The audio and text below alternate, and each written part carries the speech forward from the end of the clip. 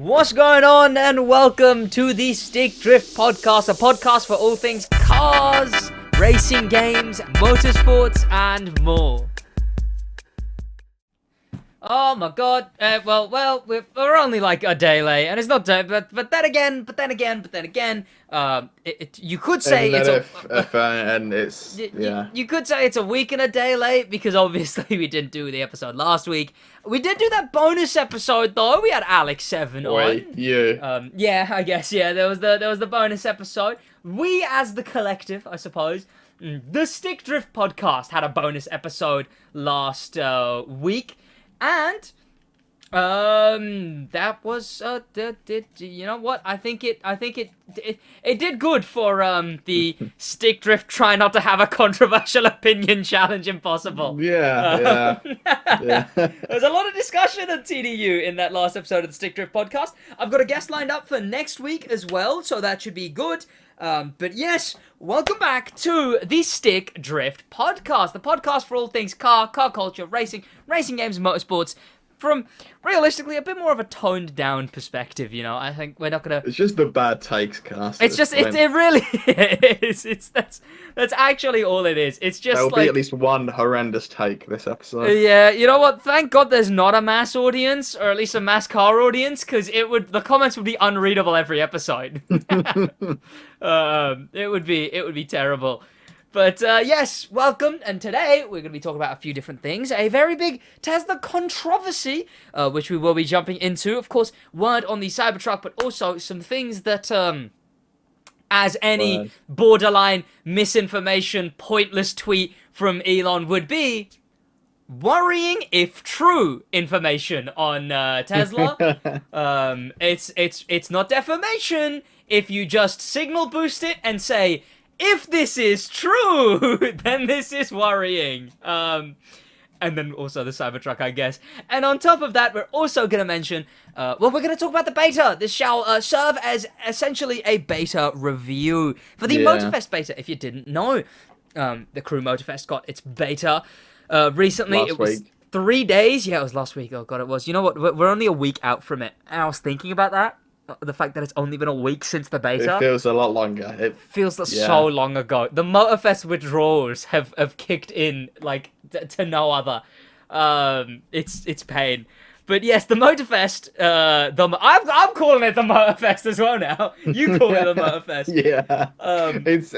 Yeah, because it's the Crew too, but it's the Crew Motorfest. I refuse to call it the Crew Motorfest. I'm not calling it the Crew Motorfest. I call it Motorfest, or the Motorfest, I guess. The Motorfest. It sounds like you're like 50 years old though. Like, oh, what are you playing the Motorfest? The eggs.com, my bad. Oh, that happened this week as well. I guess we could talk about that with Elon. But Motorfest had a beta.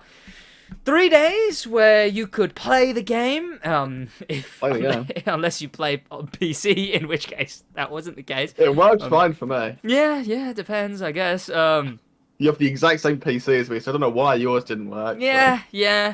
Then also, it was utterly broken for many people, but Motorfest, generally very positive reviews all around. And TDU, obviously. There was the podcast episode the other day. Haven't really heard much from Alex since. And just in general, not a lot. You read the comments and dipped. I don't remember. I think he said he was working on a video, but I don't think we ended up seeing that video. But then again, he did also mention that he's just not milking the new information, which, sure, I guess. I mean, isn't his career YouTuber? Doesn't like have his job. I mean, you know, people don't. We wouldn't catch you not milking every single shop out. I mean, that's the thing, right? It's just release half a quarter panel of a car, and maybe 5 videos out by the end of the day. I did do like a full video on like, it's sort of the bottom left corner of some gameplay was in a video, and I made a full like 20-minute video about that. That was like first Motorfest gameplay. That's the meta strat. Clearly. But honestly, you know, it's definitely probably a thing to respect that he's not just instantly milking everything. But then again, you know, I want to see the guy do big and, what's it called? Unfortunately, that does take making a lot of videos. You do have to upload videos to get views, unfortunately. But yeah, a new episode. There will be another bonus episode for next week's podcast as well. Gonna be getting a guest on. I'm not gonna spoil who that guest is. I don't think you guys will know him directly. You'll know him if you're active on Twitter. But I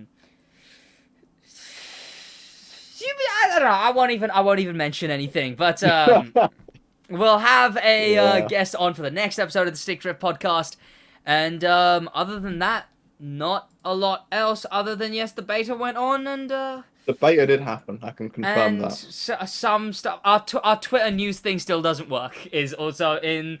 I haven't checked in a week, but it was closer to working last time I checked. Okay, so we can hope. Fingers crossed, I guess. But I suppose we begin with I'll do some quick fire car news, regular car news, because I don't think you guys even really want to hear about that at the moment, because there's not a lot to go. Long-awaited Vauxhall Astra Electric has arrived. Okay, that's actually kind of cool. Wait, that's it's cool, just an Astra, but I don't know what you mean cool. I think they should have gone EV with this refresh. I don't know why they didn't. I think this refresh was like... Because it's General Motors.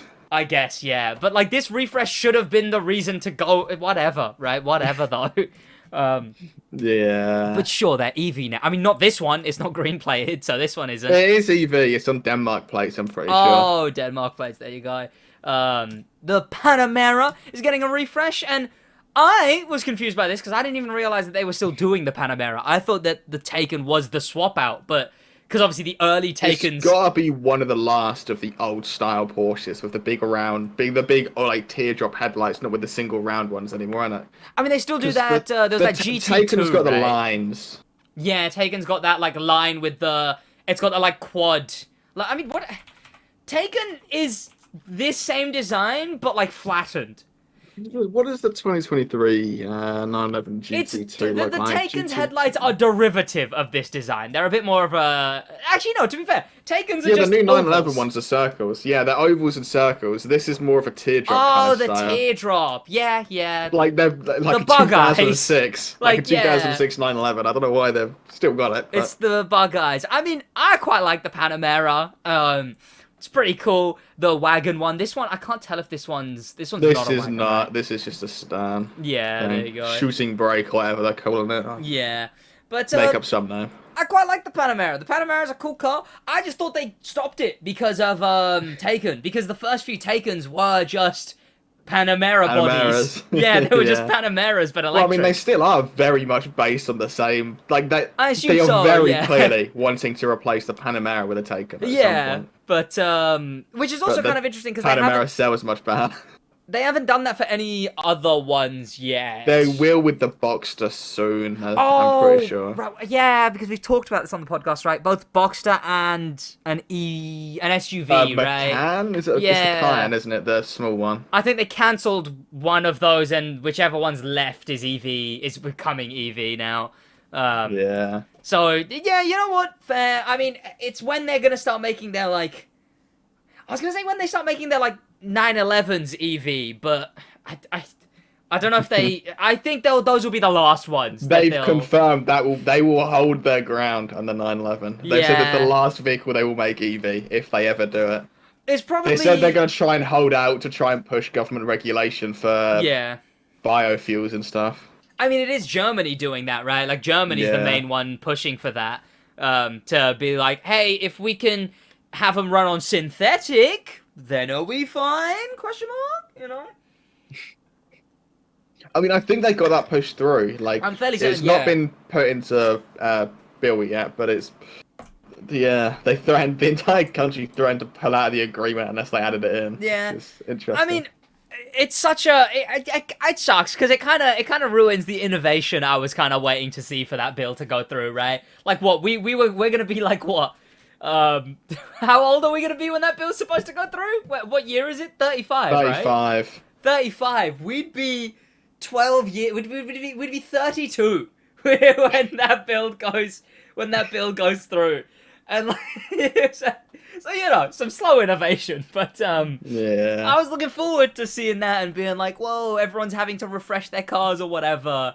It kind of feels like all that's happening now anyway, though, with low-end EVs becoming so much more common. Yeah. Finally, thankfully. I think everyone panicked like 4 or 5 years ago, and we're Yeah. just seeing the cars now of that panic. Yeah, and Everyone apart from Toyota, because they just apart from the BZ4X, The which BZ4 isn't a real ZX. car. Yeah. Which we saw one of. You didn't manage to Yeah. catch it. I didn't manage to catch it. I can always tell, because it's just a Lexus. There's a Lexus I walk past a lot, and it's just that, and I look for it, because I see that Lexus, and I'm like, is that a BZ4ZX? And it never is. And the main way to tell is the wide body.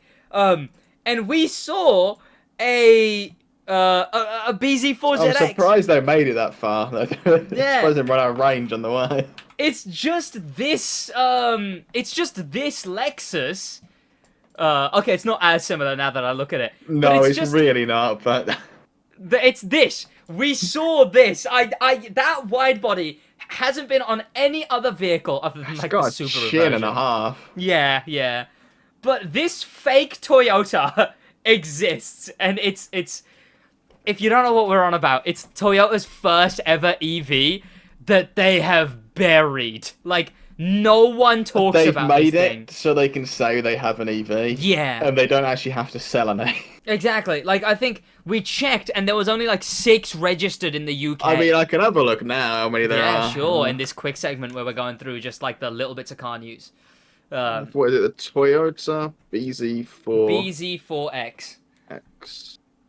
There's 245. Oh, well, there you go. They've actually sold some now. It's not just... I mean, no They've wonder we saw doubled their one, sales in 6 months. Yeah. And didn't they also, like, they did, like, a thing where they were like, we're That selling... makes it actually the insane car spot, by the way. Yeah, that's a very rare car spot, yeah. Which is kind of cool. And also, in other car news, the Honda E... If you didn't know about it, it's this thing. It's the... They sold none of them because they're £40,000. It's like the...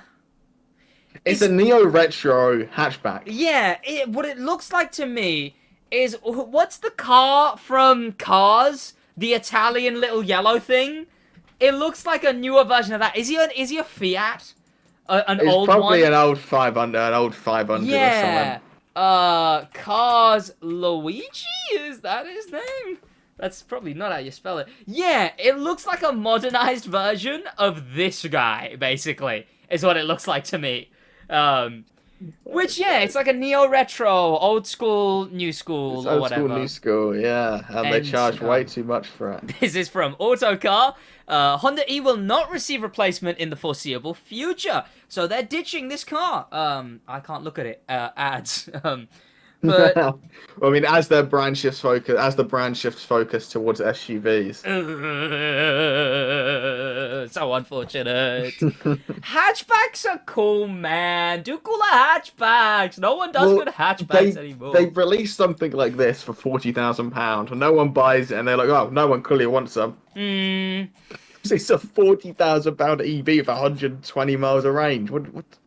I will say we're in a hatchback renaissance, is what I will say, and Honda has hopped off the train because we've got that cool. I mean, Honda hopped off years ago, and they made the Civic a sedan. Exactly. It's still technically a hatchback, isn't it? The newest Civic. Yeah. Like I think it's a liftback because it's yeah. Civic Type R but 2023. it's a sedan. Yeah, it's like it's one slope short of an Accord. Like Yeah. it's like this much more, and it's an Accord. yeah, cool car though. Still, I do like it, but you know, Volkswagen. It just looks odd now, like in this angle, because you can see the proportions. It's got big front, Yeah. middle, but it's missing the back where Yeah. it should have the Accord's rear, but it don't. But we've got the cool VW ID. Was it 3? Is that the good one? because there's bad ID from VWs. You're listing off IDs. I don't know what the point you're trying to make One is. of them's a hatchback. The hatchback Volkswagen- ID3's a hatch. Yeah, the that one thing- that's currently out. Yeah, maybe, but The ID3 exists and is a hatch. no, not the ID3. Then is it ID2? ID2. That The thing. ID3 is technically. See, it's hatch was a crossover. I That don't thing know. can do one. The ID2 all. This thing. We've got this cool. I mean, it doesn't thing. actually exist. The Alpine A290 is real. I guess, yeah. Like, this is what I mean, right? Like, we're in the future of hatchbacks. Woo! They're too big. Like, I haven't seen the ID2. I haven't actually seen the Renault either, to be fair. But if they're anything like the Ioniq 5, they're big. Yeah. But, hatchback renaissance. Woo! Do cooler stuff. I don't know, man. Would someone Make a good car. That would be nicer. Someone made like an older. I tweeted about it, which I happen to do every now and then. Someone Tweet made like 5 times a day. exactly. You post 5 times. Exactly. It was the old Lancia. It was one of the old school Lancias, the Lancia hatch, but it was revamped as a just as a Either. modern thing. I forgot what it was, but I can't find where it was. But I remember talking You're about never it. gonna find that. No, no. I know what you're on about. Hatchbacks would be cool though. Spotted by Spotted X2, yay! Woo! I mean, technically the Panamera is it? No, it isn't. No, it's just track testing. It's not even liveried. Is the splitter liveried? No, I'm no. going insane. No. A Skoda wagon. Woo! You skipped over the banger. Lotus sold just 576 cars last year. Oh God! Oh wait! Oh wait! What? Oh Jesus! Oh no! Lamborghini's on track to sell 10,000, by the way. Huh? Yeah. I don't know how they're still in business. Huh? What? What They did, don't what make did Lotus anything do for this this year? Yeah, I mean, I They guess. released the Emira. Yeah, but The Avisha you can't buy. see, unless You've you're got the Emira. already a high class brand like a Rari, right? Then you could release something like the Emira. Lotus, for a brand like Lotus to release this, they would have needed like base options. We hate the generic sedans, generic SUVs. They would have needed generic SUVs. I mean, they make an SUV. SUV, the Elytra, is it called? No way, from Minecraft. No way. Elytra, I think is the pronunciation. The body EV SUV. Is that a Minecraft reference? Yeah. but issue I mean, there are is- 3 models of the Elytra, the Emira, and the Avisha. That's not a generic one though. Are they owned by someone? Because surely they can't be tagging this. Geely. What a Geely do? That sounds like a parody. Oh, brand. they own Volvo. Oh, okay. So this is. I assume they don't make nightgowns. So I've searched the wrong Geely. Geely, what are they? Cars? Yeah, Geely cars. Yeah. Oh, it's because I put Geelee. Geely Global. They have whatever that is. SUV. What am I looking at? They own some Chinese. They are a Chinese company, so they make a lot of. They signed with the Odd-looking. Renault Group for a joint venture agreement. A bad 50% up in the stake. 5. It's gonna be a bad car. Renault Group and Geely signed a joint venture agreement with each entity holding 50% stake in a new company which aims to become the leader in next-generation hybrids and highly effective powertrain solutions to meet worldwide demand for the years to Renault come. have way too many stuff. You've got Alpine, Dacia, and now they're gonna have this. Yeah. The new company will include 17 engine plants and 5 R&D centers in 3 continents with 19,000 employees in a full-fledged effective organization strategically structured to provide PWT solutions for multiple OEMs. This is just becoming jargon now. Oh, With they're a- gonna become a Ford and PSA where they just make engines for everyone else. Okay, yeah, and that Geely and Renault Group are doing that together, I guess. Clearly not Geely and Lotus. Sedan. Did Geely have their own brand? Because what am I looking at? I What the think they do. What I is think an they do. M Grand? Chinese only car, I'm pretty sure. Because this is atrocious looking. It's just the most sedan.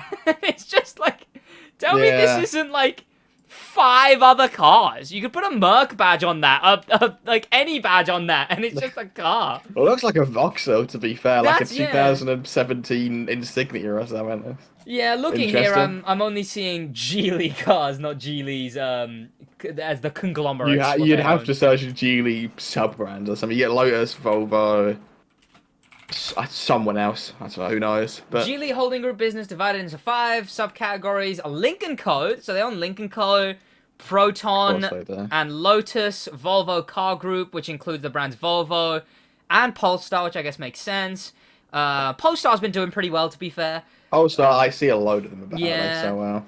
Volvo, I imagine Polestar will replace Volvo slowly. And yeah, I mean, Lincoln Co. sell, they're like, what, Geely and Lincoln Co. seem like Chinese brands.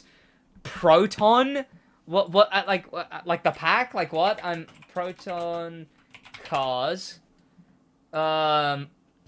It seems like another generic, or is this... Volvo, not Volvo. Vauxhall Lotus only lost rematch? 300 grand 2 years in a row. They're on the up. I mean, that's not bad. I know that's 300 grand. But, like, if I search It's Lotus not value, terrible. No, it's that's not terrible, but not it's at still all. kind of interesting how they're struggling to make profit. Yeah. I searched Lotus cars value, and it's from 89 grand for the SUV. Like, what? That's not what I meant. I think it might be because they cancelled what was the one that came before the Evija, Evora, Exige, Impotent, I don't know. Like, Evora. I think it might be the Evora. the Evora was The one before the one that's out now. Evora's this one. Is that not the Emira? Might be. I think That's that's the the Emira. Emira. Yeah. Emira, Evora was the one before it. Lotus naming is horrible. Yeah. I think it's because they stopped production of that. This little to speedy produce- thing. Well, speedy looking. This is the Evora. They're so- actually the exact same car, by the way, if you don't look too much into it. What, the I assume the body's different, and then, like, Yeah, it it's ends there. exact same chassis. They just put a new body on it. They're like, new car. I mean, it looks newer. It looks so much Yeah. better. It looks Yeah. so much better, yeah. Yeah. I don't mind I'm- this, though. I prefer this to, like, the Exige. The, They sold 200 of those in the first year. Huh. All I know is they were no one wanted them. Yeah, I guess. I mean, they look like a competitor to, like, what? Like, Nobody. the 4C, Alfa Romeo 4C. Like, they look like that kind Yeah, of subcategory of cars. Like, 2-seater, dinky sport. Look at Audi It was TT. a 2+2, as far as I'm aware. Oh, okay. But yeah, like, If I remember it correctly. Audi- It was a Grand Tourer Lotus that Yeah. nobody wanted. it's a weird subcategory of cars. Audi TT, 4C, this thing, and then, like, I don't know what that new, It's not even Think of really. a bad name. It's not MG. really a TT competitor. Yeah? TT's front engine all-wheel drive. This I is guess. mid-engine rear-wheel drive. Yeah. Huh. I mean, what even is this car then? I mean, this I mean, is no what this one car is brought now. it. Yeah. No one brought it. I think there's like 7 for sale on Auto Trader. Like, no So one it brought them. seems like I don't think Lotus, even though they've been flopping a bit hard, they don't get hate for it. So like I've not noticed much. Like I mean, damn, they Lotus sold sucks. 1,200 cars last year. Yeah. I'm assuming it's because they stopped production of the Evora. Yeah. It's, And they introduced the Emira sort of midway through the year. it seems like and they're in now a they've got transfer the period. Like SUV. yeah. Now they got the SUV, this thing. I assume they'll have more. It seems like they're in a bit of a transfer period right now. Is what's I going on. really want these to depreciate. so you can buy one eventually. Yeah. Yeah. That stick drift when that mean, stick what drift are- podcast it's money kicks in. 74 grand brand new. If they got, what's half of 74, like 30 something? Yeah, 74, 35, 36, 37. Yeah, 37. 37's a bit more. Around like 32 grand. You're Might have to gonna cut one down, finance like. it. Yeah. I need one. I mean, we saw one in person, didn't we? And yeah, they're pretty.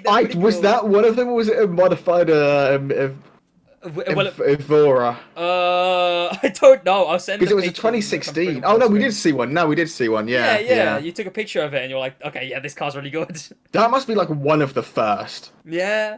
I mean, it was at like a decently popular car meet, I guess. So Such a boring spec for like a first edition car. yeah. Black on black.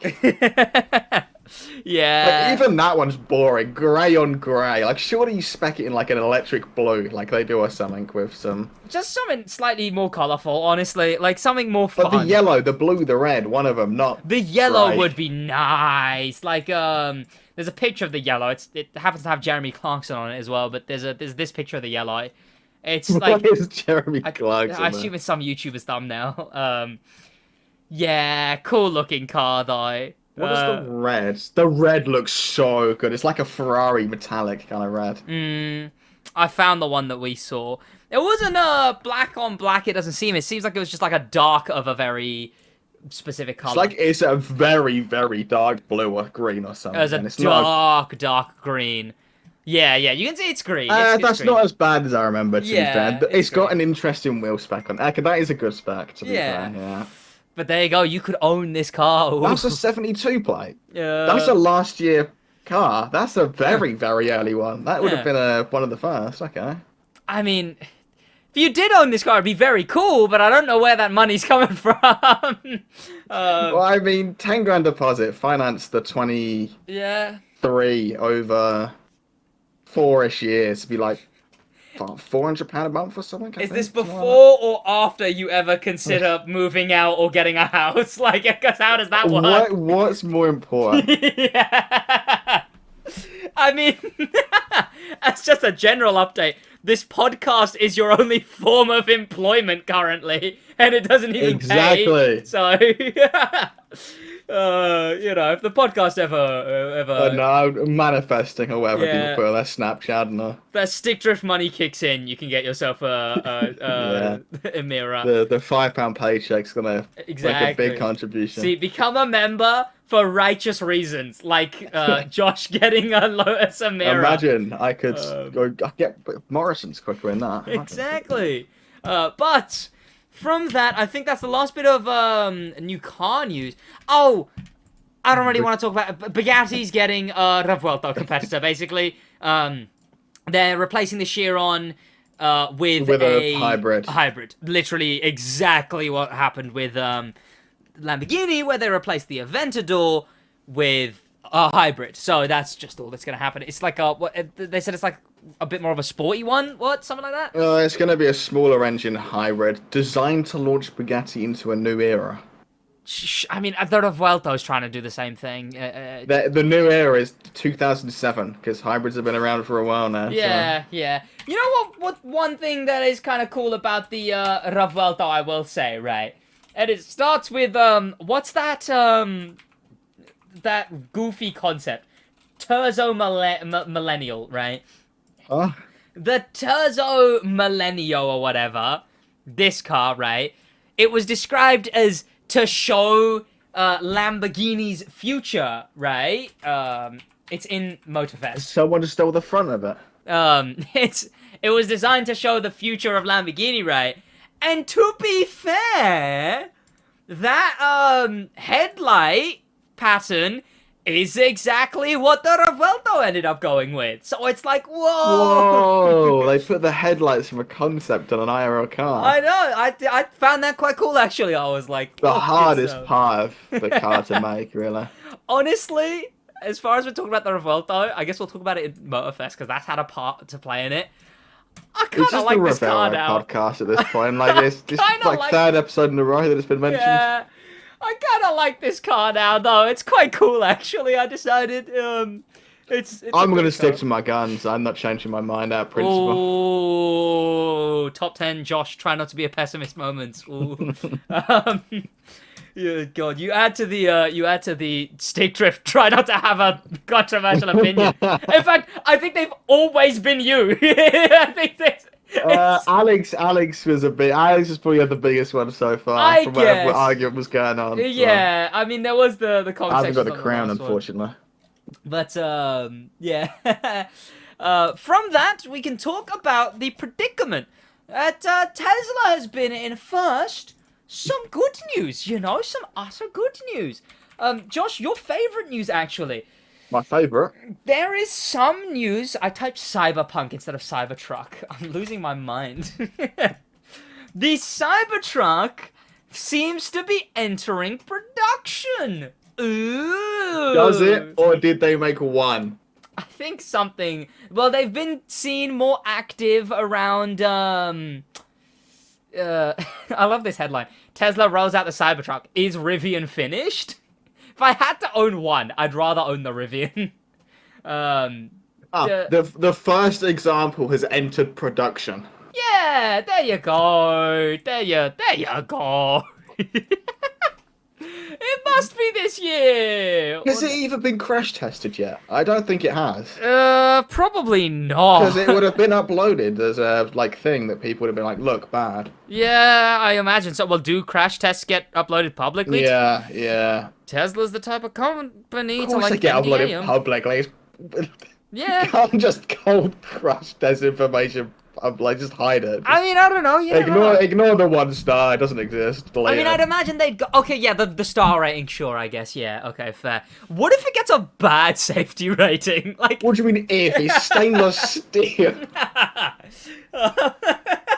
It would probably do really well for the side-on crash test and the Yeah. rollover, but it's gonna do horrendously for non-occupant injury. It's essentially a 4-ton barricade ram. Yeah. from Fox News, Cybertruck crash tested. How did it do? I will send you this if. I am very interested in this. It's from American media though, which is unfortunate. I'm trying to find just a star rating. Low volumes. Cybertrucks are scheduled to begin at low volumes late this year. They're really hampering expectations. Oh god, that's a sound. That does not have the Cybertruck. Yeah, it hasn't been released. Oh, okay. So it's just that it has done crash testing, but it hasn't been released yet. They haven't released it and it hasn't been verified. So That's not very. there's only one reason why you would do that, but yeah. Yeah, it's like when it's like the thing in movies, you know. If you hear early reviews of a movie, they're probably confident about it. If you don't hear reviews of a movie till the movie comes The out. sad thing is, you can release a 0-star car. Yeah. So There's no, as long as it has the safety features that are required by law, it can score 0 in crash testing. And you still have to release it. and Tesla can do just the regular work they do to, bury information like that, and there you go. But realistically, God, the Hummer EV is actually so much better than. You can't drive a Hummer EV in the UK on a normal driving license. Can you not? Does No. it have to have one of the is it a You weight have to have a thing? truck license. Yeah, because Yeah. the old Hummers Because were it's like that as well, 4.3 right? tons. Yeah, old Hummers were that as well, right? I think No, so. you can drive a regular Hummer on Can a you? normal UK driving Is license. it that much heavier? Damn. Yeah. It's got a cool 0 to 60 for how heavy it is. I know that because Motorfest told me. Imagine launching. What? It weighs more than 40. I want to say it was like 6 seconds. I think It that's weighs. the number It's I 3. heard. I think it's 3 point. Oh, there you go. Yeah. something. It's insane. Yeah. My car. 4 of my Clios are less heavy than this. Imagine something with that much mass rear-ending you at like 70 miles an hour on the I motorway. honestly love it though. I love the Hummer EV. It would give a lorry a run for its money on evaporating a car. Yeah. I mean, if it came down to Hummer EV, Rivian, or Cybertruck, Hummer EV any Why is this most dangerous vehicle on the road? yeah. Electric, what's it called? SUV or pickup, right? Is the Hummer EV a pickup? Yeah, it's got a pickup bed. Where's the image of it? Hummer EV. Yeah, it's good. It's got a pickup bed. Oh, well, to be fair, the size, you could probably fit a Clio in there, huh? It's a 5-seater pickup as well, right? Like that's the Hummer EV, especially considering it revived the Hummer. Like that's pretty cool. Electric pickups, images. There's no way any of these are registered in the UK. Rivian top 10 electric pickups from Top Gear. I assume these are all concepts though. Ford F-150 Lightning and the that thing, Chevy EV. That thing's pretty cool as well. There's a Chevrolet one. Oh, Oh yeah, when did they release this? I don't remember hearing anything about Thankfully, there this. are 0 Hummer EVs in the UK. We are safe. I kind of don't mind the Chevrolet EV. It looks kind of cool, It's honestly. not bad. It's just a normal pickup, but It's with... one of the better ways they could have done an EVifying a SUV, honestly. Like, Yeah. it's not over the top. It's still a revamp, but it's not over the top. It looks sleek, modern-ish. So, yeah. GMC's one, also pretty good, honestly, all things GMC considered. still exist. Yeah, well, GMC own Hummer. GMC own everything, so... Exactly my point. Why do they still exist? They probably, the UK, no, America. That's why they still exist. These are all off Top Gear, so they could have just been sent to Top Gear for whatever. The Ram 1500 Rev or whatever. What's the one we saw in Forza? The Forza expansion. That was the Silver. No, that was the Lightning. The Raptor. The Lightning, yeah. That one I don't like. That one I don't like the front of it. It's but it's, you know what? It's harmless. It's better than a Cybertruck. An EV pickup is the most baffling thing to me. A Cybertruck. A diesel would actually make more sense. Buy a diesel pickup over an EV. A Cybertruck would have worked if it beat Anyone.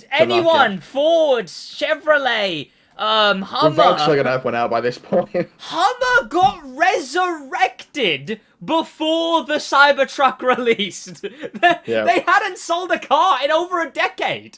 Like, They're relying on Tesla fandom. Yeah.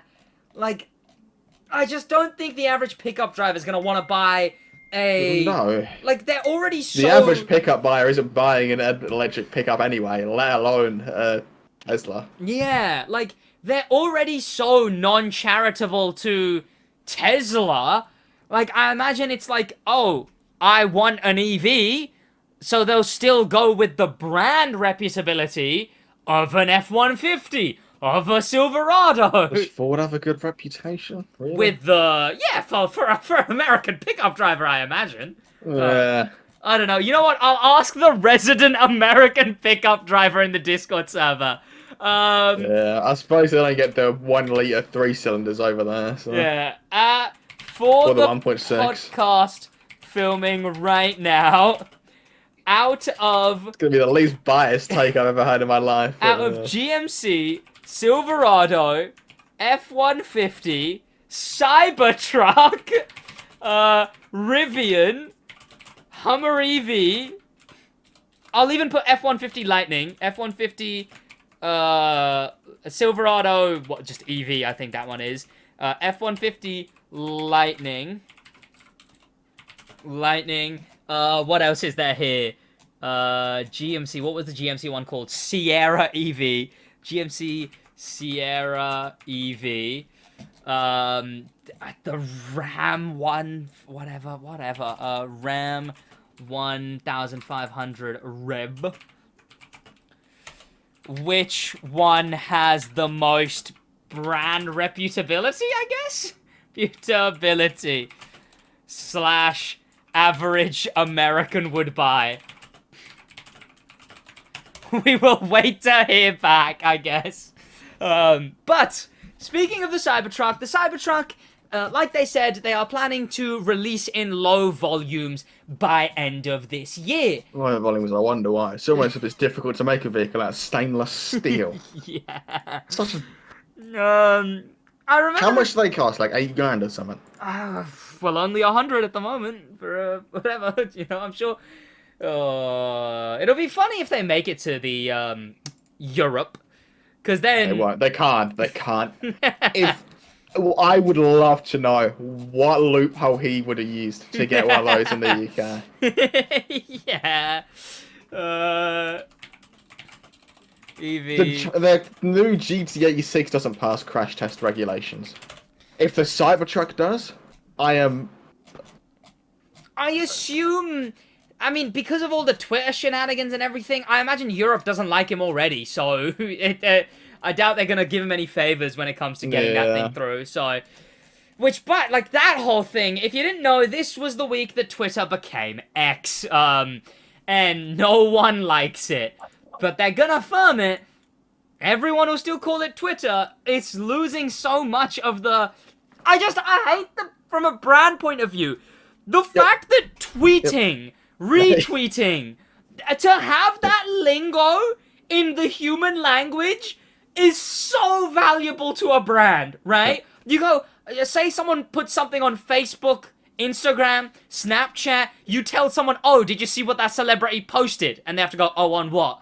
Or you You say, did you see my snap for Snapchat? I guess, yeah, Snap has Snapchat, right? But for Facebook, anything like that, right? You go, Did you see my book? did you see that post, right? I hear post, I think Instagram, right? If someone goes, did you see what that celebrity posted? I think Instagram. But you would go, did you see what they tweeted? To have that brand, like, that lingo in the general public is so immensely valuable. And Elon is just tossing it away for the letter X. Like, it's so dumb. And now they're just called posts. Instead of tweets, they're just posts. Did you see what that celebrity posted? Oh, on what? Who cares at that point? Like, even Thread. Thread has better lingo now. Thread is quite bad, but It's bad, but it's better than just post, repost, like the most generic words imaginable. Like, it's so dumb, the X rebrand, and everyone has unanimously said it's so dumb, and nothing's gonna happen. It is though. dumb. It makes no sense. Yeah, it's just so... Oh, whatever. And obviously, there's... I mean, Elon, he's been a bit of a joke in general, honestly. Overall, he's been a massive joke. But we have the response now from Token American in the Discord server. That's hard to say. The F-150 is the most popular truck, but the electric one is terrible overall. Poor towing range, sure. I suppose that would matter to the average American. Every single EV will have poor towing range. Yeah. Ford is lowering the price on it. That's unfortunate. Of course they are. I think it's $4,000. The Hummer is a bit more of a luxury cruiser. The Hummer is goated. And the fact he had to remove it from that by saying it was a luxury cruiser, clearly it wins. And the Silverado and Sierra, same thing, are the second... the number 2 selling pickup best. The sales of electric ones haven't really taken off yet. Oh, but they're the best, like, selling pickups in general, then, I guess? Yeah. So, yeah, sure. If I were to buy one, I would choose the Rivian. Okay. That was a surprising one, because Rivian feels like a knockoff brand to me half the time. I don't even know what else Rivian does. Rivian, personally, I see a lot of them, and they are made locally to... Okay, he sees a lot of them. I mean, I assume because they're made locally to him. However, average right now, probably Ford, GM, or Rivian. Ram probably up there as well. Did I not put the Cybertruck in there? I put the Cybertruck in there. He just didn't even mention it. What the hell is that weird? I was so confused. I had to check my message if I mentioned the Cybertruck. It is, yeah. And the Cybertruck question mark skull emoji. There we go. But, as well as the Cybertruck may be coming to market, the other big thing going on with Tesla recently has been that, you can explain this one, because I am not much into it. You saw the things yeah. An investigation into Tesla revealed that they had been falsifying range on the cars in, like, on, you know, when you drive in and it's like range to empty. Apparently they'd been falsifying it for, I think since 2016. So it's a very long time. Yeah. And, well, when you complained about it to Tesla, they had their own department to stop your complaint gang, right? Which I find quite amusing. And apparently Elon Musk signed off on this as well, I don't know. Makes sense, honestly. It makes sense. So, essentially, they were just, what? Yeah, like, the second any real proof is found, that is, like, one of the biggest class action lawsuits known to mankind. Yeah, absolutely. Because, I mean, like... You know, I think, how many cars they sold since 2016? All of them? Yeah. I mean, they're having to recall so often as well with so many other things. They recently had the China recall for, Brake lights. The brake lights, because of that one clip that went viral a hot minute ago. Yeah, solely brake lights that felt that. Yeah, it's just like I don't I don't get Elon Musk. How is he used to have such a He takes reputation? shortcuts that Hmm. worked at the start, He's but no longer like Yep. the body gap panels. The shortcut to mass producing these cars as cheaply as he was compared to everyone else was the production quality wasn't as good. Hmm. But now everyone else has caught up. He's kind of just at a loss. Hmm. I don't think it's like the second what this ID2 or Renault 5 come out. I think it's over for Tesla in the UK at least. Yeah. It's why people want small cars, evident by the Corsa and the Hatch and the Fiesta. Even though Ford killed the Fiesta for being best-selling car. Yeah. No, I wonder what a Ford executive does on a Friday night. I guess it's doing like coke or something. But, I just like that would be. Oh, and the response to did you mention the Cybertruck? You just put fucking meme. So yeah. um, it's incredibly worrying if that is what they've been doing. Worrying if true, essentially. It's like we're Yeah. not saying it's true, but it's The second worrying if any it proof is. comes out of it, Yeah, yeah. they are in big trouble. Mm.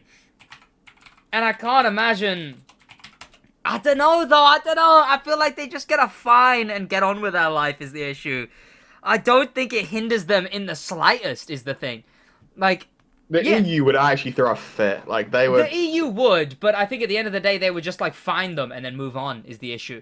Um, and that's what I'm worried about. I just don't know if there'll be consequences because probably just fine and Brand carry on. reputation. It's not like the US where it's a United States brand founded by like Elon Musk USA. Yeah.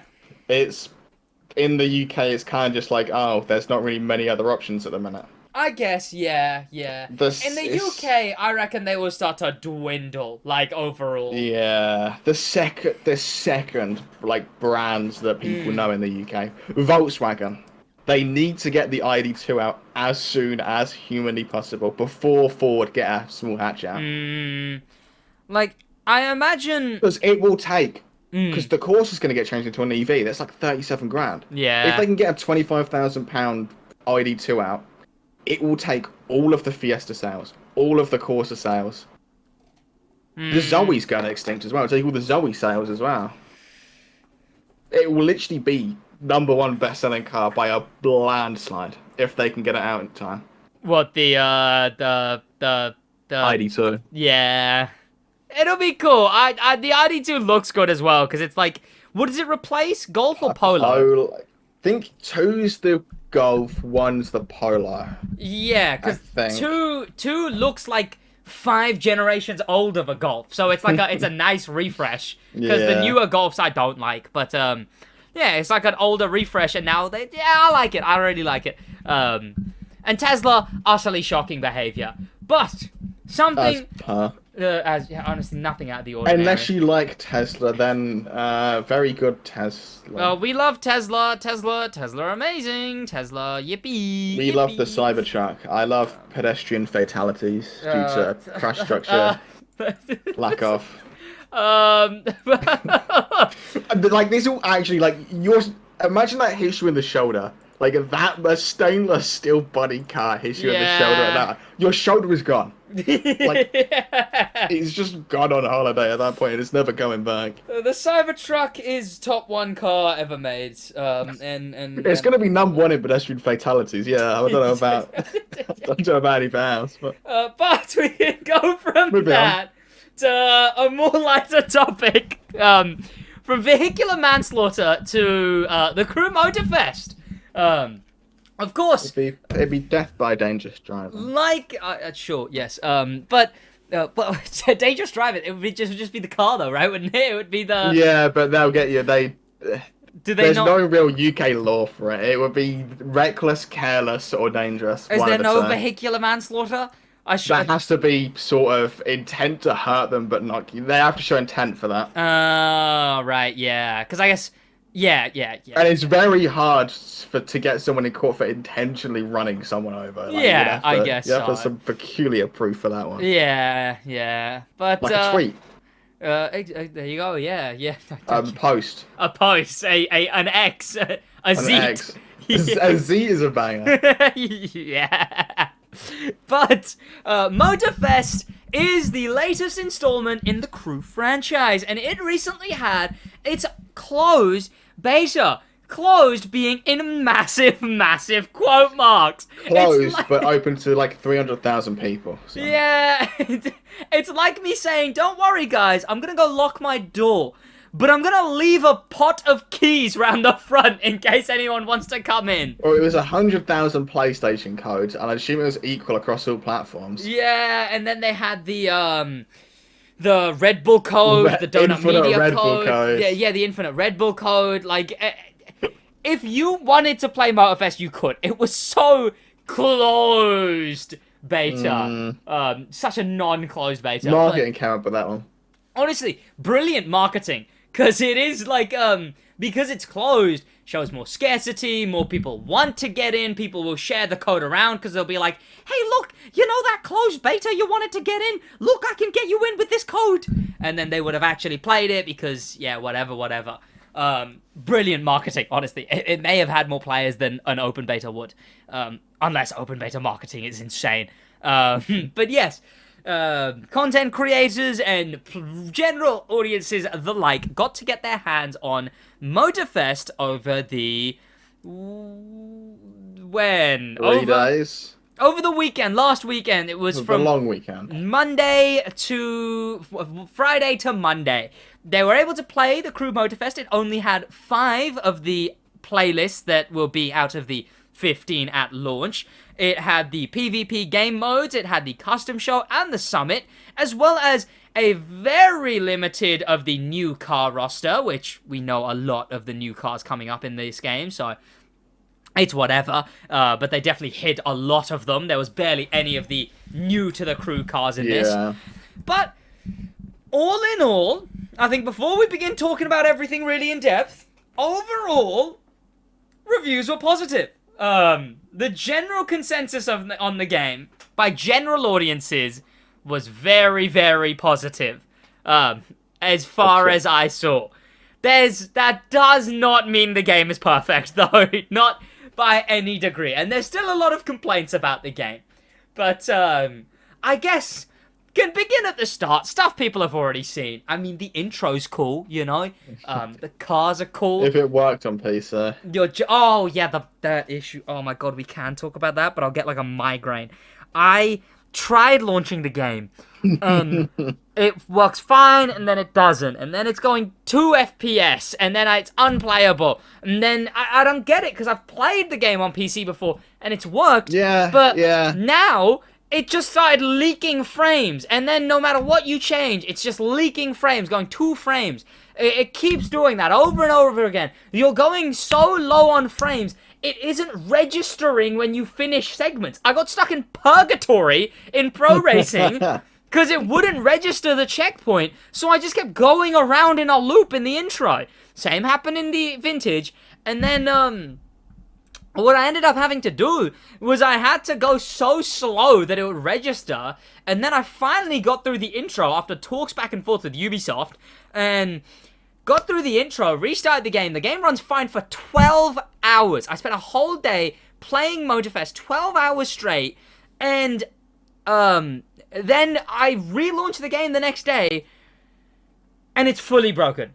I have 3 monitors, and even if I unplug everything, it constantly launches at like 4K resolution on all the monitors. Like, couldn't have turned your PC off that day. Yeah, like it just would not. Well, now that I think about it, I didn't close Motorfest after it started working, so it could have just been like, if I got unlucky enough that the game crashed or I closed it at any point, maybe I would have been doomed, you know. But I couldn't do anything. I spent the whole day troubleshooting and just couldn't do anything. The game would not run. The game would not work. It would not launch no matter what I did. I tried endlessly and endlessly and endlessly, and I just in the end switched to PS5, which I got to see that PS5 still pretty good. The only difference really was I guess, resolution scaling, I suppose, just naturally, Yeah. like, whatever the rendering, whatever the rendering hardware is, and pop-in. PC, I didn't notice any pop-in on PC. No, Like, the view distance is a lot further. yeah, like, anything that would need to be rendered in is rendered in by the time you can see it. But on PC, on PlayStation, like, lights would render in really close, and some things would render in really close. That seems like the caveat, and I think PlayStation 4 is going to have that really, really But you badly. think it might. You think it might. Yeah, the fact that they still haven't tested PS4 is rather worrying. There's only one reason why they wouldn't show it. Yeah, I'm not looking forward to anyone who's going to have to play that game on PS4. It's going to be unfortunate. But the actual game, once the game is up and running, it's been pretty goddamn good. The physics, so nice. The car-to-car physics, really nice as well. This was the first time, this is kind of in line with physics, this is the first time we could get our hands on the wheel. And wheel in this game is just so good. Like, the force feedback is actual force feedback, which I don't even think Forza has. Like, Yeah. or it has, very Forza's light. force feedback is interesting. Yeah, it's got actual, like, feeling the road, feeling something happening, feeling off-road, like, actual force feedback. If you turn fully at high speed and let go, the wheel will go back to the center, and you're gonna have to catch it, you know, because it's gonna swing the other way. It does have some weird bugs. It's not perfect. It's definitely got some bugs, but as far as open world racing games, it is so good for, especially for Crew 2. And what's it Compared called? to the Crew 2s, yes, a masterpiece. Yeah, that compared was to the Crew 2's 2, compared to is Unbound. force without the feedback. Exactly. Compared to Unbound, compared to Forza, it is the best open world racing game wheel to date. There's a lot of little details that are quite nice as well, like the arm out the window. If you go sub 60 miles an hour, they put the arm out the window, adjust the mirrors. On bikes, they put their hand on their thigh. Adjust the mirrors. Mirror, I guess, that's the rear view. It's not even a mirror, it doesn't reflect anything. Oh, I guess, yeah. We'll talk about that. But the wheel is also first person. It's 1-to-1 rotation, which is so cool. It's like the... Yeah, so cool. I've been A feature that took them, like, 2012 is when San Francisco came out. It took them 10 years to find the code for that Not that. You're thinking of the better wheel rotation in the animations. I'm talking about... Driver San Francisco was 1-to-1 on wheel as well. Was it? Yeah. I didn't know it was. Oh, sure. No, it wasn't.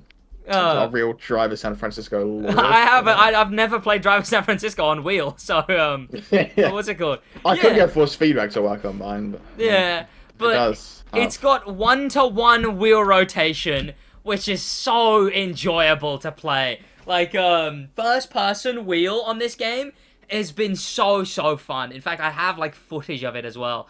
Not that one, I guess this one. Cybertruck. No way. It's where I'm driving an EV a Dodge. But like looking at it, like the first person experience in this game is just so much more. God, the nighttime is so long. Where's the daytime one? I drive the Revuelto at some point. Let me find that and hunt that down to have on screen. But yes, you can see that when I rotate my wheel, it rotates that exact amount in the game. And the animations match, and it's a really cool way of doing it. It makes it very satisfying to look at and play and do all of that. Why is the center screen just a logo of the car? I mean, most brands do that, right? They all do that, as far as I'm aware. Yeah, they just have, like, the brand logo on They are in Project Cars too. So. They are in the Crew too, so... yeah. Revolta? No way. Exactly. But yeah, what's it called? The first person wheel rotation and that first person experience as a whole, really good. Something that also lines up with that is I guess the engine sounds. Engine sounds so much more improved. In fact, I'll play some here.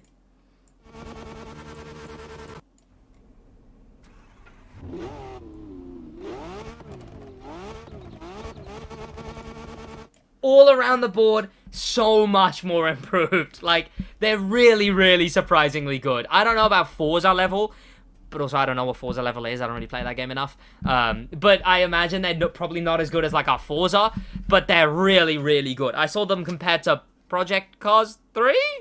But that might be outrageous. I don't know. Someone compared them to Project Cars 3. I was zoned out. What's being compared to Project Cars 3? The engine sounds of Motorfest.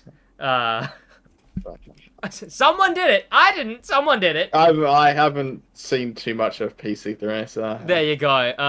But yeah. No comment. A really enjoyable game when it comes to engine sounds. The whole experience, the lighting, the graphics are so nice. I will say that. Graphics get a very high rating. But then they also lead into some things that are a bit unfortunate. Like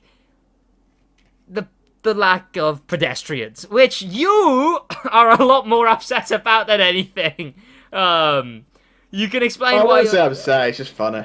Yeah, it's now look. There's nothing here. It's just abandoned. Well, I'm not in a city right now. I guess there we go. Now it looks a bit more abandoned. Yeah. Look at one car, two. Yeah. Oh. But what's it called? The pedestrians, I'll explain my stance on pedestrians, right? I understand not having them. I get not having the pedestrians because the Crew 2's pedestrians were really low quality. And you have a few options. They've been working on the game for 5 years. Yeah, They could improve them. Your options are, because you can't ragdoll physics pedestrians.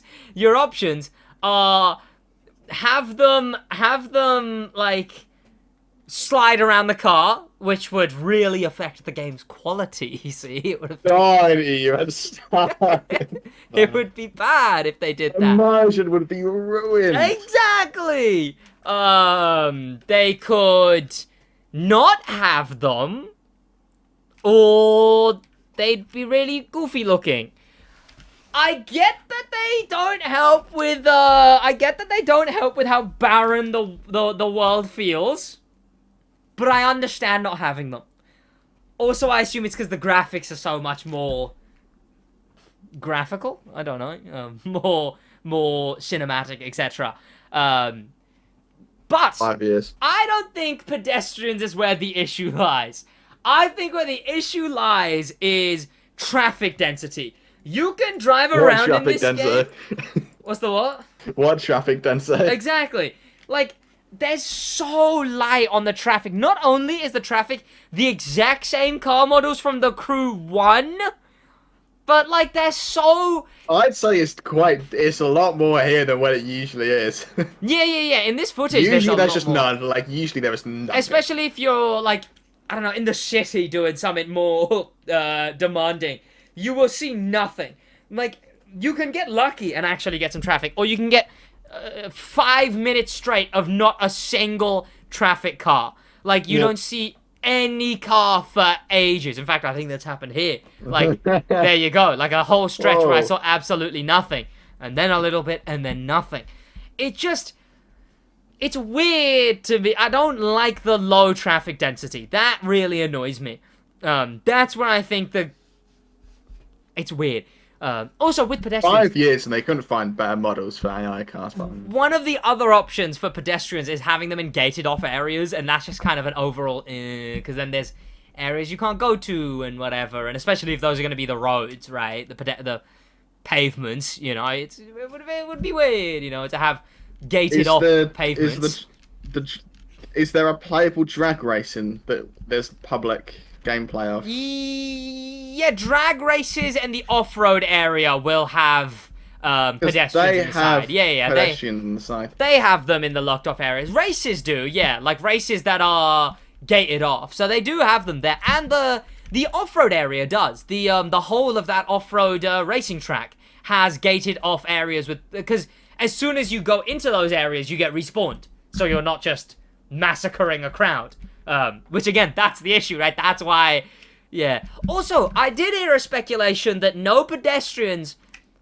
Maybe it's a Toyota thing, you know. Maybe it's a Toyota thing. No, it's not. No, it's not. You never know, you know. It might be. I need to start making up rumors. It must be easy plan. I I mean, There's who no knows, pedestrians because Jeff Bezos Yeah, he's it's a sent £5 conspiracy. million to It's Ivory Tower. it's making us all get used to quarantine so they can muzzle us. Yeah. Grrr. Yeah. Yeah, I get it. I get it. Honestly, the pedestrian complaint, but I also don't. It's not the most pressing of matters. I will say. Because the list's so long. Yeah, but other things from that, I guess we can talk about car list. Car list is pretty good. I mean, we've seen it's the whole of the Crew 1s and the Crew 2s car list on top of many newer cars. Obviously, Stellantis Italy not being there, a couple other things not being there. Drift is fun. Game content wise, so the game has 15 playlists, which average at about 6 to 12 events per playlist, with 15 total playlists. You go into that playlist, it will have a set theme, a set story arc on it, in either describing the legacy of Porsche, racing with JDM racers, etc. You'll have 5 of them in the beta. There'll be 15 in the main game, including Liberty Walk, Donut Media, Rule the Streets. There's only one we don't know about currently, but we've had everything else: Donut Media, Bikes, Liberty Walk, Air and Boat. Air and Sea, or whatever it's called. Ocean and Sky, that's what it is. A fair few of them, 15, so totaling some number above 100 events. With all of those, and once you complete them, you can now go into each and every event, alter the event spec, so any vehicle in that same event with a different mood, a different time, as well as a different gimmick. You can put the clean driving on yourself.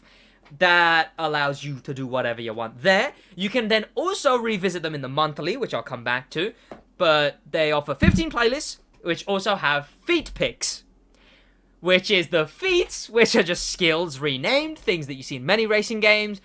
Specific road has a gate that you have to get a specific speed on, a slalom out of nowhere, stuff like that, as well as photo ops returning from the Crew 2.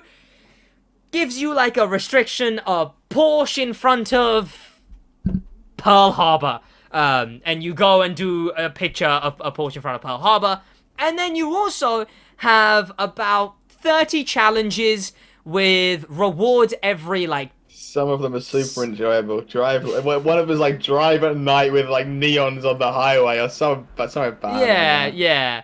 But, what's it called? Yeah, so challenges with rewards, including an engine sound mechanic, which I suppose, if we remember, we can come back to. So some cool stuff there. And that is the...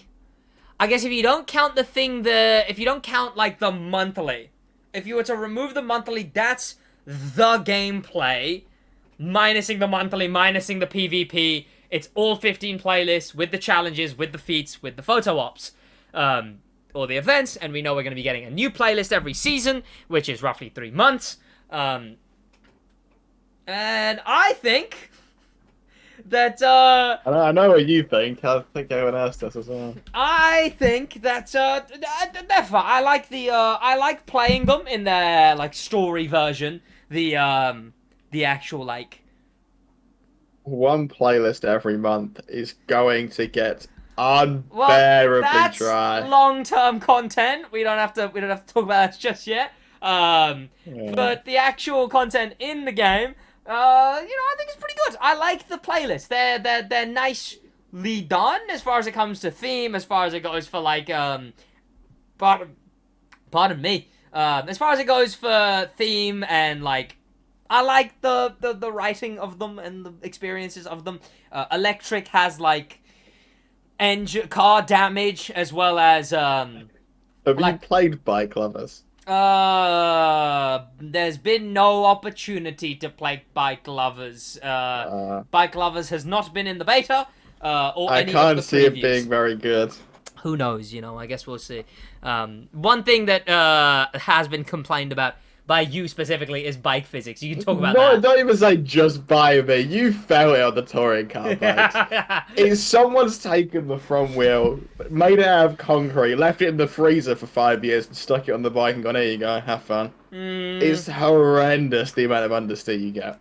So the bike physics, it seems that like when Street bikes are fine. Street bikes are tolerable. Yeah. They're okay. Touring car bikes have less grip than street bikes. which is weird. Like it's strange when they're supposed to be the GP bikes, right? Ivory Tower are coming up with the most peculiar decisions. Motocross feels very as well. It I doesn't haven't feel. played motocross, so I can't. It's comment. not as fun as it was in. I mean, I assume it's not as. No slide. There's no slide either, Yeah. really, which was the fun bit of motocross. I mean, you saw my gameplay of it, right? I was struggling to make it round that motocross track. There was a bad track, to be fair. Okay, you can't fully blame that on the bike. But That track is. bikes, they look cool. They've got some good features. The engine sounds are improved. Still using the exact same models from the Crew 2. I mean, yeah, but that's any car from the Crew 2 in this game. Yeah. But, oh, I've gone into a bus.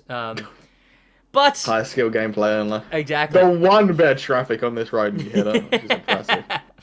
But the playlists, I quite enjoy them. I like what they are. The fact it's going to be 15 on launch. They serve their purpose. Yeah, they're pretty well done for what they are. There could definitely be a higher amount added post-launch. 1 per thing. I think even 2 per season would be nicer, because that's what? We're going to get 4 a year, by the way. Yeah, right? Like, 2 per season would at least be 8 you a get year. one story per financial quarter. Yeah. Like, and that's just, I don't know if they're going to be adding base game features as well, right? That's the thing. I like, because the Crew 2... They have to. The Crew 2 added base game features with their updates, right? They added events, but then they also added hobbies, new specs stories. as well. Yeah, new specs. Like, I just don't know. I think they're going too heavy for the Forza model. This is the Forza model, right? Like, maybe every now and then a playlist, which is like those Forza, like, story things, right? What are they called? I don't know. Like the Donut Media, the Top Gear, the stuff like that. I have no idea. Don't know what they're called, but those things. The things. Yeah, it's like that. 1 every 3 months. And then they have like a monthly theme, right? So they have a subcategory. We know that the first one is going to be cars around the world. American, JDM, European. I mean, car drops are still pretty good. 2 every month with the year 1 pass. So that'll be pretty good. That's not bad at all. We got the game starts with the Charger Red Eye Hellcat, the Chevrolet Cheval, however you pronounce it. Then month 2 is the Nissan Z and the Nissan Silvia S14, and month 3 is the Ferrari 308 and the Ferrari Stradale or something, SF90, something like that. SF90, something like that. One of them. Yeah, it's either that or the F8, but I think that's already in the Fate of the Furious. Whoa. No way. But yeah, so car drop density is still pretty good. Playlist density definitely needs to be improved, unless they're like 20 event playlists. Insane quality of life features on the side. It's not enough. Yeah, I hope they do change base game stuff, is essentially what I'm hoping for. And, I mean, we'll talk about map expansion in a bit, I guess. I definitely need to do a main channel video on that, though. But yeah, map expansion is definitely up in the air. Playlists... It's on the C, I'd hope. Yeah, playlists are pretty good. Just adding more of them would be nicer. Because the gimmicks are nice. Like, we know that pro racing has tire wear and, tire wear, pit stops. We know that some of them have something. But who knows? Oh, Porsche has, clean driving. So you make less money the more damage you do to your vehicle. But you can get bumped in the back, and that for some reason takes your money away, which makes no sense. Why are you taking my money away if I get dinged in the back, especially when there's challenges that tell you to make it through a whole race, when there's AI drivers and you have to make it through a whole race without taking any damage when there's AI drivers? It's painful. It's Just painful. gotta get better at the game, unfortunately. Yeah. Electric, obviously, we talked about the gimmick there. Playlist, good. Do more of them, please. Then, well, okay, what's your other complaints about this game? Well, where do I start? The list's so long I've forgotten where Go it on, I begins. dare you. Name anything else. No pedestrians. Oh, right. Long-term playlists. And then what? Map size. Okay, yeah, but map density and quality count as that. Yeah. I will back that. I've got nothing else to be fair. So It's been a full week since I've played. It's a all list gone. someone made of negatives was, some stuff is just like copied it over from the Crew 2, which, yeah, I guess it is just like a spiritual successor. I mean, the photo mode, people say about the photo mode, the Crew 2's photo mode was brought in from the Crew 1. Like, that's just it's a hereditary issue. But they've changed some button binds like, yeah, because it's funny. I hate that. I will complain about that to no end. Livery editor and photo mode and replay have had random button swaps. Why? People who played the Crew 2 and then played Motorfest, you will be fast faving by accident and you'll be like, oh, I didn't mean to fast fave. And now you're in a boat because no, it's not B to get off the menu or circle to get off the menu anymore. It's you open fast fave and then it's square, triangle, and circle. Why? Why are you just changing buttons to be different? Yeah, like, it's so annoying. Customization camera is inverted y-axis now, and you can't change that. You can't change back any of the binds in photo mode. The amount of times I've wanted to, they just, for some reason, they're R3 and L3, and for some reason for no reason, swapped around hide UI and go into replay mode. Why? What the amount of times? It's funny. Like, it's so... Why swap around random buttons? It's annoyed me to no end. I get that I'll get used to it. But now I've gone back to the Crew 2, I'm making the opposite mistakes in the Crew 2. It's just kind of changing stuff for the sake of it with no real reason as to why. Exactly, right? They changed the side that the effects for photo op is on now. It's on the right side. And then they removed the weather for some reason. Yeah, that's got a different system now. Well, they removed the moods, right? Because I guess it was rather tacky. Forza. I'm surprised they brought vanities into this game, honestly. Yeah. Like, that's surprising that they brought vanities into Motorfest. Like, not only all vanities. I was expecting, sure, maybe bring over vanities, but I thought they'd be like, oh yeah, but, like, the rabbit on top of your car. That one won't be. Or the lightning smokes won't be. But no. Rabbits is clearly integral to the enjoyment of the game, though. Yeah. They're still here. A lot of these complaints are a very, just, this is a thing in the Crew 2. It serves as a good replacement for the Crew 2 author, which, yeah, that is a valid point, but, IMO, the game serves as a replacement for the Crew 2, so I'm fine with it having some of the things the Crew 2 had. Because it's like, sure, they're both the same, I'd still rather use that feature in Motorfest rather than I would in, like, I'd rather take photos in Motorfest, same photo mode or not, right? I think that's a given, to be fair. Yeah. The AI is atrocious. It's so bad. Like, it feels like a step back. Yeah, it's weird. Give me a sec. You can talk about the AI one sec. Like, the Crew 2's AI adaptively changed based on normal, hard, and ace. It's normal, whatever the 3 difficulties. I mean, even the Crew 2's was bad because the cars weren't made to handle the higher difficulty. They weren't able to drive their faster cars. Like, they couldn't turn and everything. But they were still... this, it's like they have infinite grip when they're on 5. Like, the infinite grip, infinite speed, there's nothing you can do about it. Yep. Like, going from difficulty 4 to difficulty 5 is a death wish. Like, you can be gapping them immensely on difficulty 4, and then you put it to 5, and all of a sudden you're 20 seconds behind second to last place. Like, it makes no sense. It also changes so weirdly based on the spec. You can be annihilated for difficulty on Hypercar, and then in Street, you'll, again, gap by 40 seconds. The second place, right? The balancing is all over the place at the minute. I hope that's fixed for launch. The AI drive like you're not there. Like, that's one of the big issues as well. Like, it's weird. Again, a lot of the stuff is just like, part system is the same. Sure. The livery editor is the same, sure. I guess, again, these things, I will say, these are still negatives. These things could have been revamped. They absolutely could have. If they had 5 years, they definitely could have revamped all of these things. Yeah. Like, to some degree at least. Rewind feature is bad. How can they copy a Forza mechanic? I didn't mind the rewind feature, to be fair. It's not, I don't find it bad. Yeah, it's alright. Once you discover that if you just rewind all the way, then it just works as a back on track, it's fine. And regular rewind is fine as well. Car customization has nothing new besides audio signatures. They removed a bunch of vanities.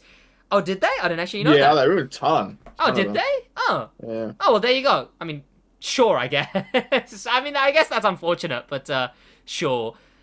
Which, it's definitely weird to be like, well, this is just a thing in the crew too, but then also be like, they removed this thing from the crew too. Yeah. It's kind of a can't win situation, but the vanities, some haven't transferred. Customization is the same.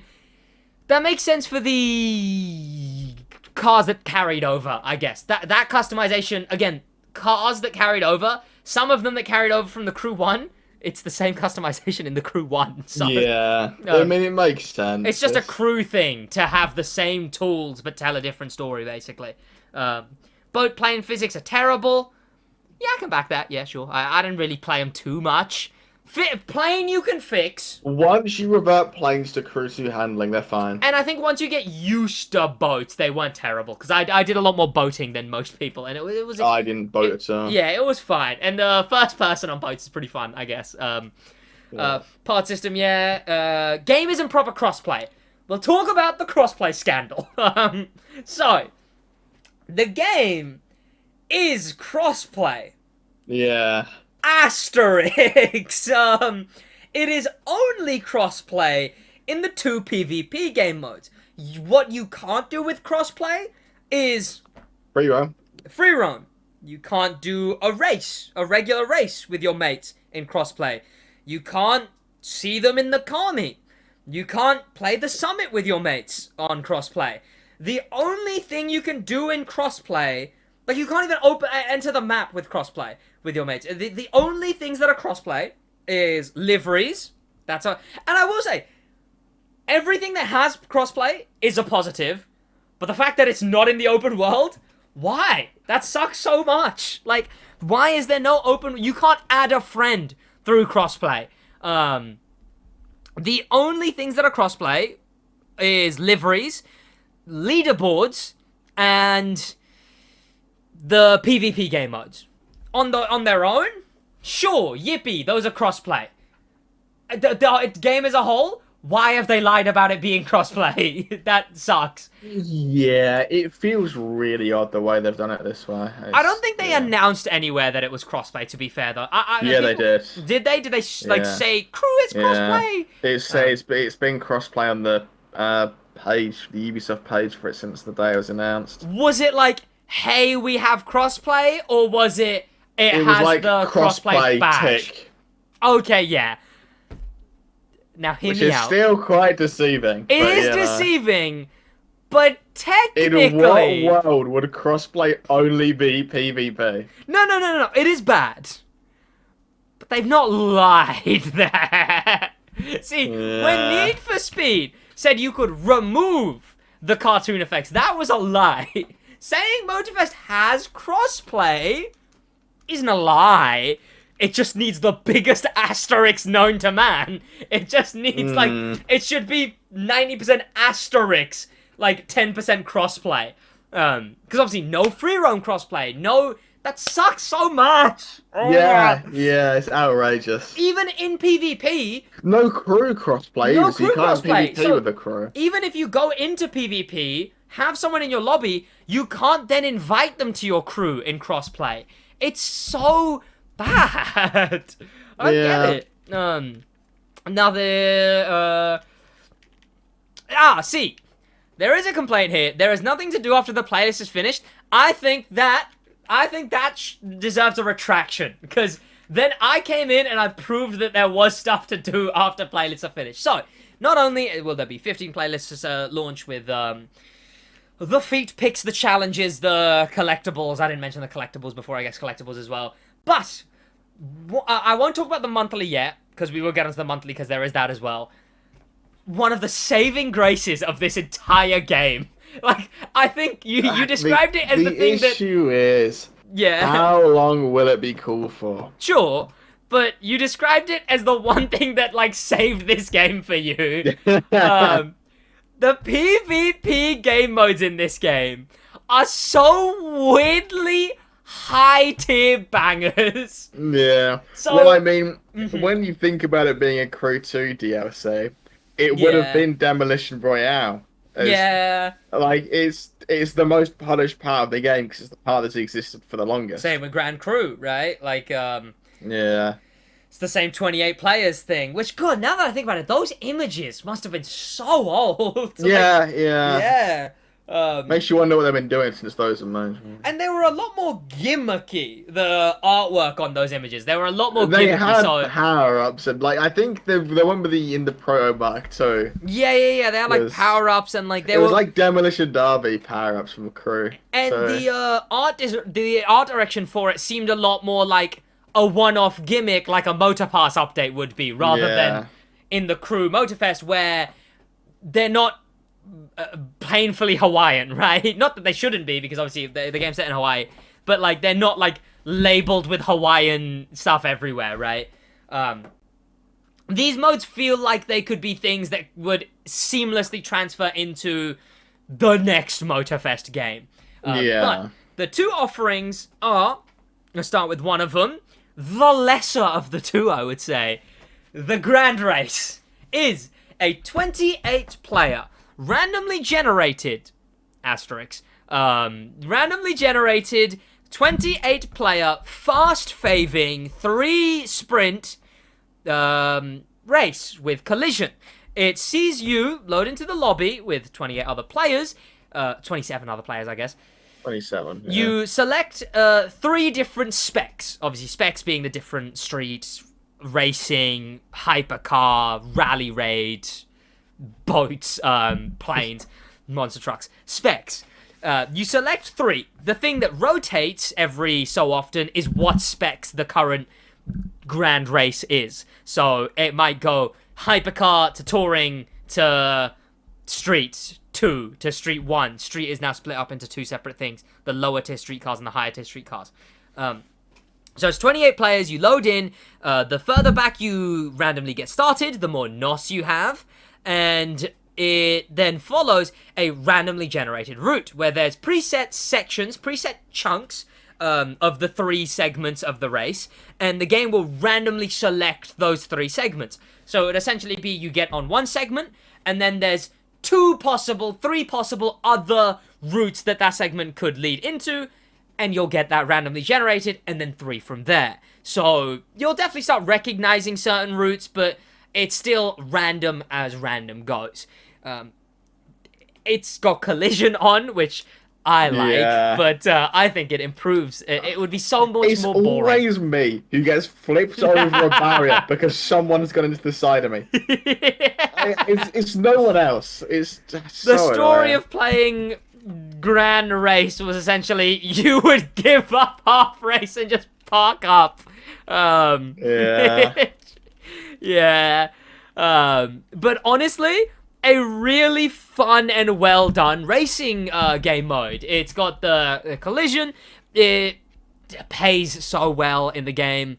It really does. Yeah, surprisingly. You can make over 100,000 with full lobby first place.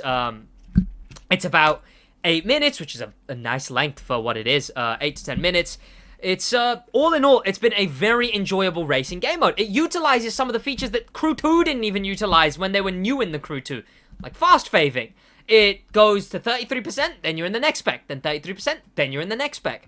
It was actually done in a way where it utilized a unique feature from the Crew. You know how delayed PS4 fast fave is? Yeah. How's that going to work, Grand Race? That'll be funny. Especially because it's cross-plat as well, isn't it? Yeah, cross-platform. So I imagine... Oh, that's gonna be terrible. Yeah. Oh, God, now that You're going to lose at least a second every fast fave. Yeah. Oh no. That's where the load times are going to be unfortunate. What I don't hope is it doesn't have like Forza thing, where if you have like any console player in your lobby, everyone's loading in 10 hours late into the thing. That would be so bad. Yeah, I'm really hoping that we don't have something like that. But nothing like that is... We don't know, because we've not seen any. Yeah. But the Grand Race, a very good racing game mode. And of course rotates every now and then.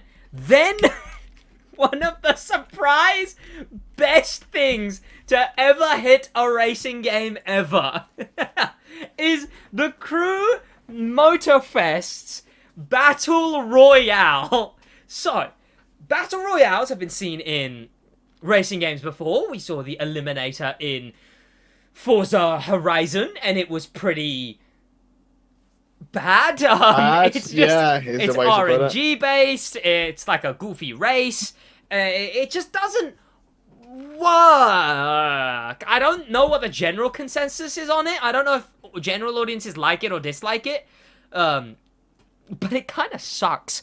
But this is the Demo Royale, which sees 32 players land in a preset section. So instead of making your entire game's map terrible because you're basing it around the Eliminator, instead, it's the thing that changes every so often is which sub-map is on the map. What happens is you then fly in a plane. Such a good feature! Like, so, I didn't... Whoever thought of that at Ivory Tower deserves a raise. You fly in a plane, you then get to a certain distance where you drop down at loot, which loot is done rather well in this. It's got damage bonuses, health bonuses, shield bonuses, and an ultimate charge bonus. And it doesn't just do it for you, it does it for your whole team.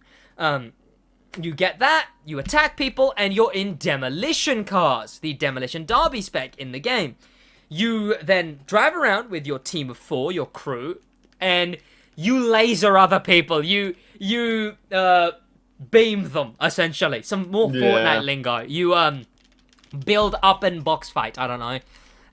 A very, very cool done game mode. The zone shrinks in, you have to loot, and you have to damage other players by getting actual damage on them. You hit them, you get a hit marker that says how much damage you did. And then from damaging and the ultimate charge, you get an ultimate where you turn into a monster truck for a little bit. Also, with a damage model, really, really weak, so you can get killed while you're in an ultimate. Really good speed, really good damage. Terrible handling. A slow timer if you're not actually killing people. If you kill people, you actually get some more time in it. But such fun mechanics. It's really well thought out. It's weird how well it works. Like, it's really weird how well all the mechanics work. It was finished 3 years ago. So yeah.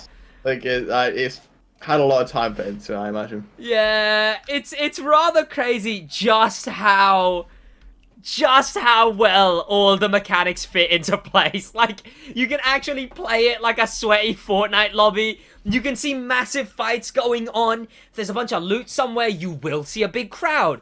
The little town. The map works weirdly well for it. Same with the graphics. Because the game is so good at looking really cinematic all the time, you can have some borderline Fast and Furious scene moments, which can look really cool. It's so oddly well done. Like, my only criticism would be, I wish we won the Monster Truck Hup 1 as a reward for winning it. That would entice players to play it. But, such a cool thing. Such a cool thing, man. And I really like that feature, and it's such a well done, Battle Royale. Honestly, as far as going back and forth between the Grand Race and the Demo Royale, the PvP... it shows off as one of the best things in Motorfest, really. PvP is its saving grace. It's really good. The end game is good. It nets you enough money as well that, like, yeah, you can play PvP, do the monthly stuff, the summits and stuff, play PvP, and slowly you'll be able to Uh, the monthly and the summits and the custom car show and the Custom car show, monthly yeah. and the leveling up in the monthly and the The monthly, yeah. I'll explain the monthly. There's a lot of stuff in the monthly. But you could do all of that, still be checking in on the game, still be doing stuff in the game, and you would slowly be getting enough money to actually justify buying cars slowly. Actually, like, you get a lot of money from the Demo Royale too. It's so weirdly well done. And then I guess we can talk about... Oh, I guess there is one negative on the PvP. I think it's a whatever, and I would shout boo boring, but I guess there's no 1 to 3 minute non-collision races. Boo. There's no regular races. Yeah, there's no, like, base PvP, basically. There's no single spec stuff. It has to be two fast faves during a race. Yeah, 2 fast faves, 8 minutes. I think the main issue I see with it is, like, you know, I used to be able to just go into PvP as a quick thing. You can't really do that anymore, you know? Yeah. No. You could do about, like, 3 PvP races in the time you can do a grand race. But I think outside of the fact that there isn't a base PvP, which is like, yeah, it sucks. But boo, boring, boo, boo, boring, base PvP boring, boo. The 2 PvP modes are crazy good. Then we have the monthly. So the game is set up into seasons, which will be 3 months long. Split into 1-month segments. The first one being Cars Around the World, American month 1, JDM, and then European month 2 and 3. Then we have Hoonigan for season 2. They will also see the monthly main stages, where each month has a subcategory with a certain number of summits, which of course is just the Crew 2 feature. 9 events, you do them, you get the points, you get sub-rewards for doing the events, and then you get a reward based on your final ranking. It's a lot harder now because where previously non-cross-platform lobbies, in total 20,000 people would get cars in the Crew 2. In the Crew Motorfest with cross-platform lobbies, only 10,000 people get the platinum rewards. But you have the summit every single week. You can go on, play the 9 events, and get the rewards. Then you also have revisiting old events. So with the new theme, that be American, JDM, Hoonigan, you then go back into the events that are in the game, and using that recalibrating an event feature, you then do it with whatever new restriction, whatever new car, whatever new gimmick, and whatever new... The assets. The assets are swapped out as well for the assets of the monthly. That's one of the sections. PvP is one of the sections, which is the summit and the grand race and the Demo Royale, sure. And then exploration, which is like skills in a certain car and stuff like that. You do all 3 of those to a level 5, and then you unlock a 0 to 100 rewards every like 10 or something leveling up system, which also nets you a returning summit car from the Crew 2 and a bunch of other awards to show off. That is what you have to do every single month in the Crew Motorfest. Even I was kind of skeptical. Actually saying it all out loud, it's a fair chunk, I guess. It sounds so tedious, though, but I have to wait and see. It's too close to Forza's tediousness when it comes to, like, going on the Forza weekly thing. It's not... You're not doing it for fun. You're doing it because you have to. Well, yeah, to get the reward, right? Like, but I mean... It's not like the summit's fun because you can compete to get good times. And I mean, that's still here, right? Like, the summit's still... it's one of those features that has sort of just been ported, which... Yeah, sure. Again, it's like, it's a port. That sucks. Could have been revamped. Why didn't you revamp it? But if I had to choose, I'd still rather play the Summit in Motorfest. And the rewards. Summit cars return, of course. And I think that's, yeah. Obviously, you got the feats, and you got the photo ops, and you got the revisiting the playlists, and the PvP is pretty fun. And then leveling up, getting the other stuff is always rather nice, because you get a cool car like the Rubicon, which I don't own. So yeah, it's whatever. It's good. You have something to... The game has a decent chunk of end game, as far as everything is considered. With PvP, with the Summit, with the extensive car roster, if you don't transport your We'll have cars. to see. We'll have to see. 4 months after release, how well is it going to be? Well, that'll be first month of Hoonigan. I think 3 months after release is where you're really going to be wondering. Or like 6 months, right? Basically every end of season. Yeah. But then again, 4-month updates split into 2-month sections was terrible. The Crew Motorfests, the Crew Motorfests 3-month seasons split into 1-month categories. Much better way of doing it than the Crew 2 did. And I guess now that I think about it, also we'll get the 2 new cars in the Year 1 pass and a Summit car every month as well as a returning Summit car from the Crew 2. We'll just it's going to feel so dry and again a Summit car every month because we've had 2 every month for the past, what, a year now or something. In the to be fair, it's not been 2 every month. It's been, oh wait, have we? Oh yeah, we have. Yeah, no, we have. You're right. Yeah, because they've been every other week. Well, no. Actually, to be fair, they're not changing anything in that regard because it's been 1 new one and 1 rerun. So it technically is still 1 new one and 1, not even rerun because it's just gonna look so much empty system. without having 2 cars there because you can't. Yeah. That rerun is being moved out of the Summit and instead it's on the main stage progression. So it is going to be like, I guess there's 1 less Summit car week, I suppose. Then again, you can always play the Crew 2, I suppose. I think resoundingly, as far as it all goes, I think it's resoundingly better than the Crew 2. And it's given Forza the most run for its money imaginable. Like, it's the competitor to Forza, I would say. To the point where I wanna say better than Forza, but zero bias in that statement. Exactly, that's the issue. Is there's too much bias. I could go individual things, but it's whatever. Playlists are better. Specs, variety. You're never gonna win the argument. Exactly right. So. If I was talking to a Forza player, they're gonna not like it regardless. So whatever. Engine swap features pretty cool. It's sound signatures. So. Yeah. It's an engine sound swap, not an engine swap. It's the best way they could have done it. Because you can literally put any sound on any car now. You can put a V6 turbo in a Bugatti Chiron La Voiture Noire. You can put a EV engine swap into a Toyota Supra. Like, having Ferrari and Toyota agree to it is wild. Yeah. Ferrari alone. So yeah, there's engine swap features, which is the sound gets swapped out. It's the best way they could have done it, really, honestly. Because I think if there was real engine swaps, I wouldn't care is the issue. No. I think the audience that plays the Crew 2...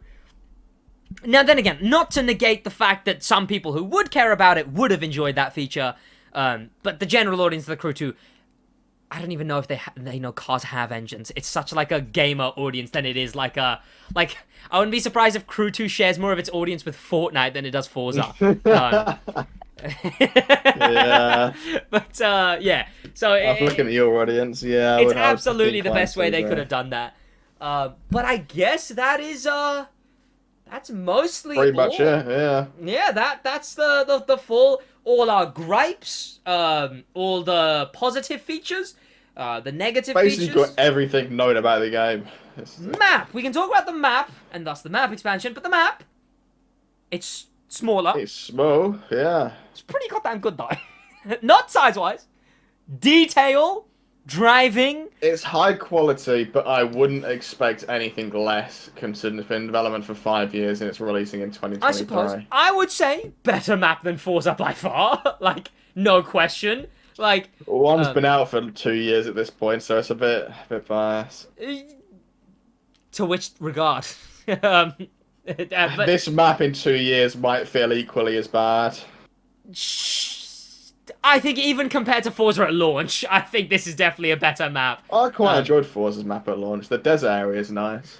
I suppose, yeah. Got the runway and the hangar, but and the jungle. Yeah, I guess, but it's definitely very flat. It's definitely very most like interesting things in the map feel like they're like 2 roads worth of that thing. Motorfest map is definitely bigger.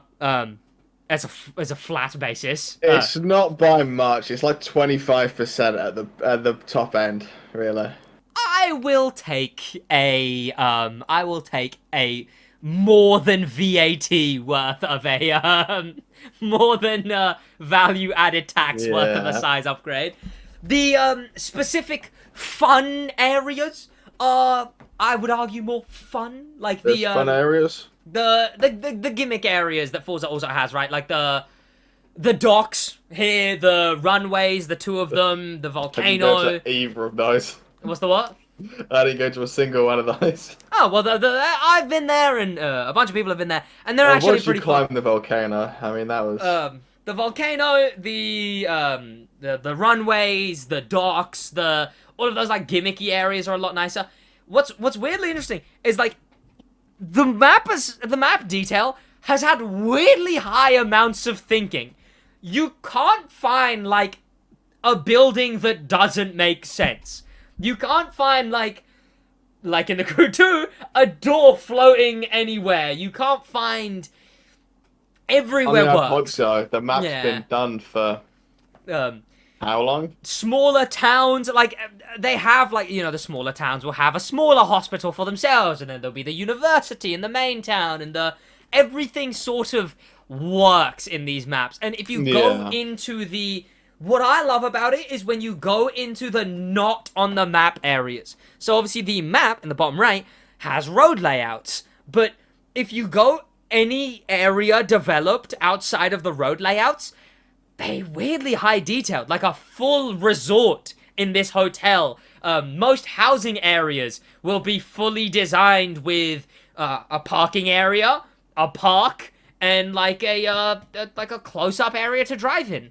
Everywhere's had thinking in regards to the map design. Yeah. It's a really well-made map. The city having like an actual skyscraper city. I feel like the people who are like, Forza Horizon 3 is where the game peaked or whatever, I feel like they're really gonna like this city. Because that's the one with what? That's the one that had Sydney? It had something from Australia.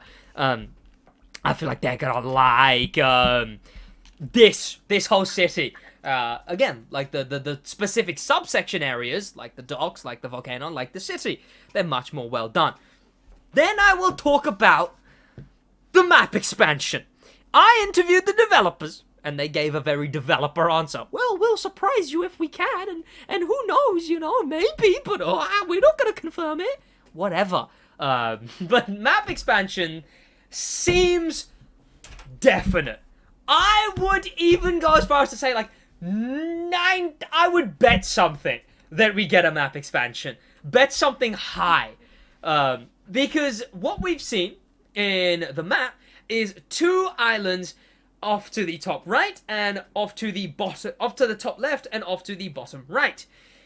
One of them in the top left is most definitely Kauai. I looked it up. That's what it's called. That's what it looks like it's pronounced like. Yeah. Hawaiian Islands. I will bring up the Google Maps of it.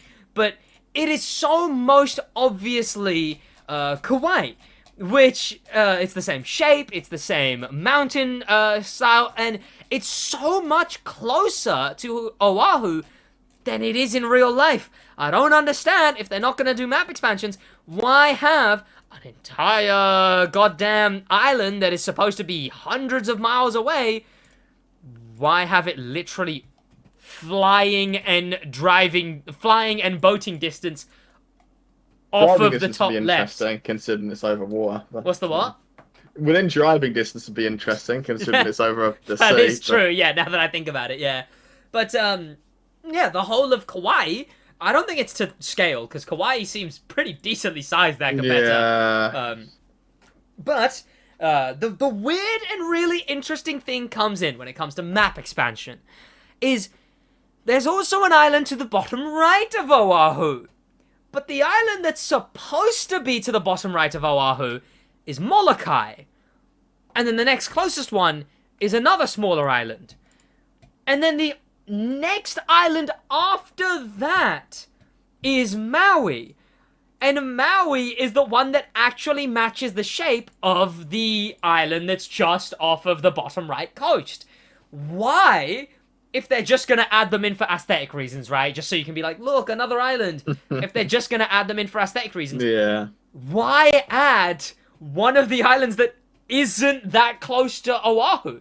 If they would just add them for aesthetic reasons, surely they'd add Molokai. Either it's a 5 IQ mistake, or it basically confirms to doing map expansion. Yeah, and they didn't want to do Molokai, they wanted to do Maui, the more popular Hawaiian island. Which makes sense. If they're going to go for any of them, Molokai and Kauai. Kauai seems like it's just entirely mountain range. It's the side, and then just a big mountain.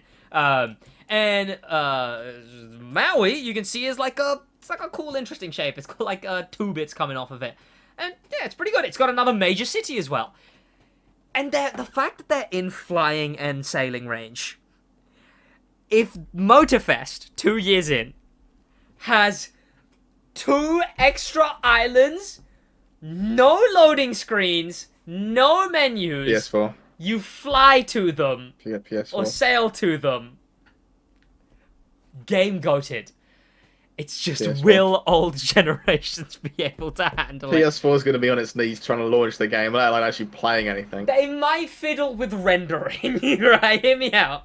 Say Well, you're it's going to render 3 cars in Grand Race or something instead of all of them. Like, say you're far away from either of those expanded islands. Maybe it does it just doesn't render them in at all. I don't know. yeah. Like has them really low rendered essentially, or just they give up on PS4 and accept that it'll be the most stuttery thing imaginable. My software works. I'll be able to check what the different versions of the game. But I think if they don't do seamless, they could always do just like when you pass a threshold, give us like a little cutscene where They're it's just gonna like, use the airports. Maybe, yeah, that because there is 2 airports, one north, one south. That could work. Yeah, I think both Or just to a Kauai. set point or something, like a boat on the shore or something. A ferry. A ferry would be a banger. Both Kauai and Maui have airports as well, but the fact that they're on the map that close, I just wouldn't get it. All right, I mean, they have to. It's for a fact that if you click the map button once these release, you'll be able to see the whole of the island, essentially. And also, once you get fast travel, you'll be able to teleport to any of them instantly anyway. So, whatever. But maybe there's a chance they're in the open world, and I really want it.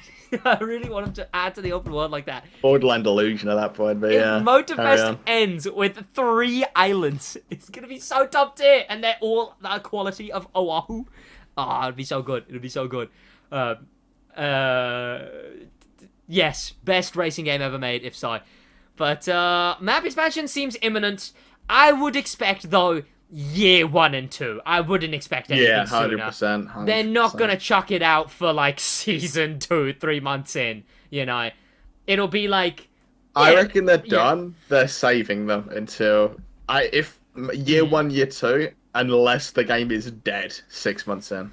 I don't think they released American Legends after The Contractor. I think they would firm it. I think they're year 1 and 2 set in stone, and I think if game dies after 6 months, they'll just be like, well, they won't be like anything. The crew already has such good reputation when it comes to, well, it might be dead now, but crew's known for long-term updates. So, yeah, like, I think they've got enough brand rep that they could, like, just firm it till the year 1 and 2.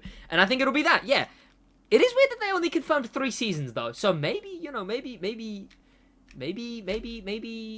get them after that. I don't know. Maybe we get season 1, 2, 3, and then the first map expansion. I'm just saying.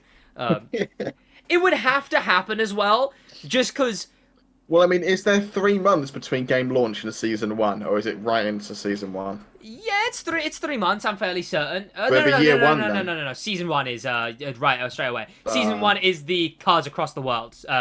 America, JDM, European. Then it's. Because if it was 3 months, then 1, 2, 3, it would be year 1 at the end of. Yeah, 3, but, yeah. I mean, the I image guess my exists game somewhere. theory is wrong. Yeah. I've seen the images. Yeah. But I want to see that, like, because the Hoonigan one was also still 3 months, right? Because it was like December. Yeah. Yeah. They are all 3 months, yeah. There you go. So it is interesting. Maybe one of them gets extended, or maybe we just get a season.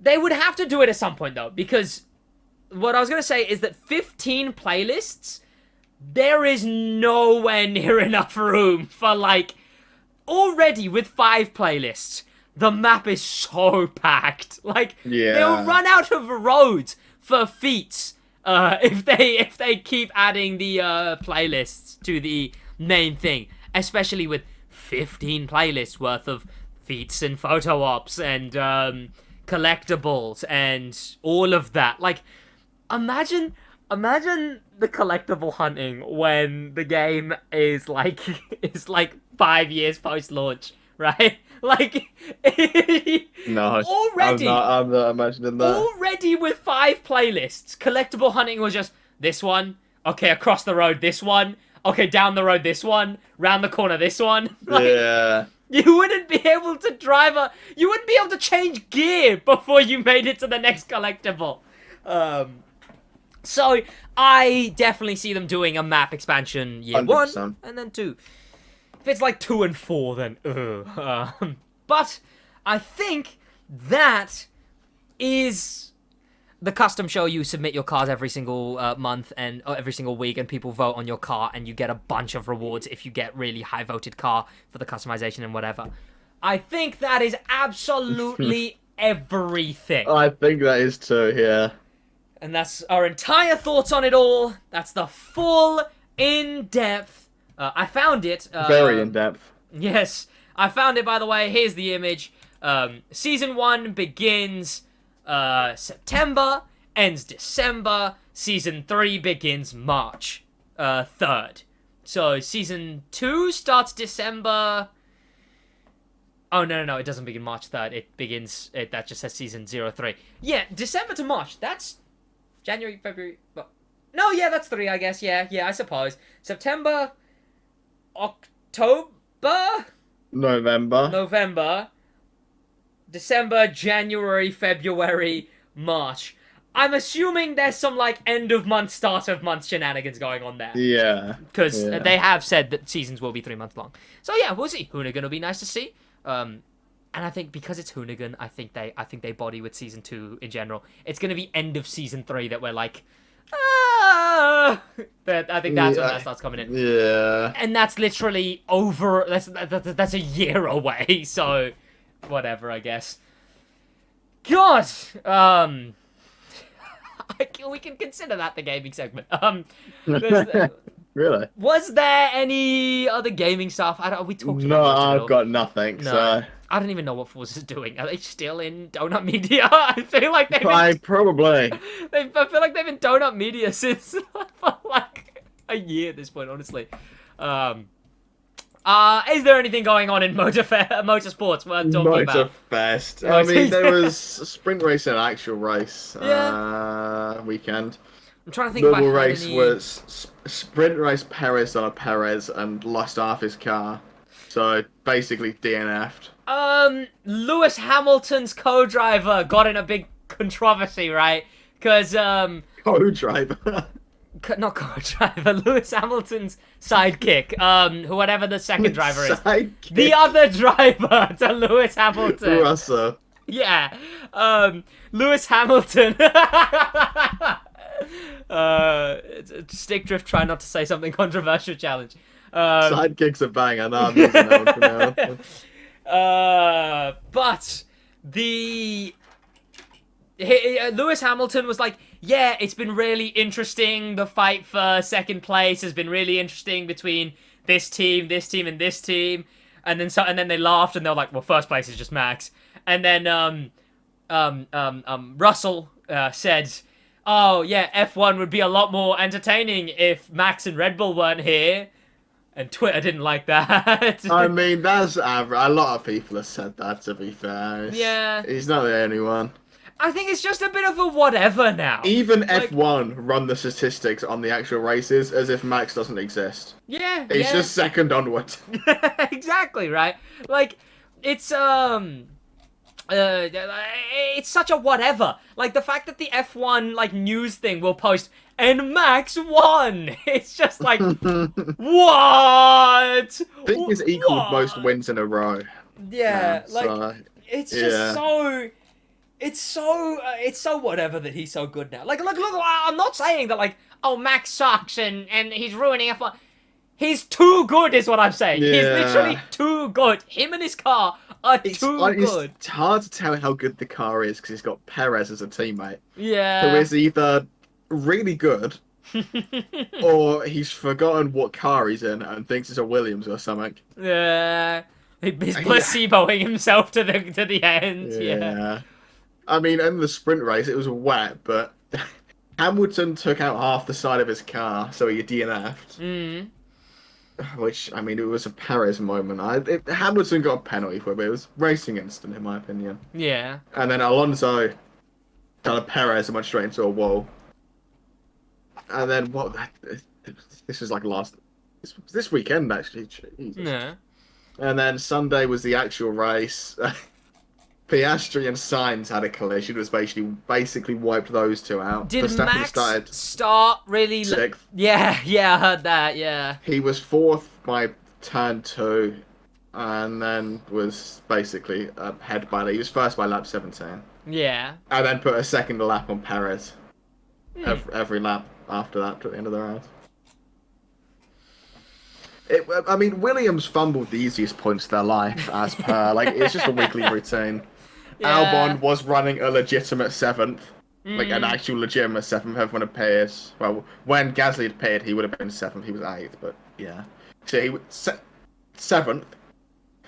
They went soft, medium, soft for the strategy. Yeah. They didn't need the second medium stop. It was so unnecessary. The soft at the start didn't last too long. It lasted 15 laps. They then pitted for mediums. Mediums would have lasted. It was a 44 lap race, so it's like 15 laps. The mediums probably would have done another 20, and then bolt on the softs for 10 more laps. Would have been fine. But no, soft, medium, soft. So they added like basically 20 seconds to his race time, and he finished out of the points. There you go. Like Williams' strategies are actually pieces. They're works of art. They need to be framed. But Ferrari strategy, Ferrari strategy only get called bad because they're are somewhat high up decent. brand, right? Yeah.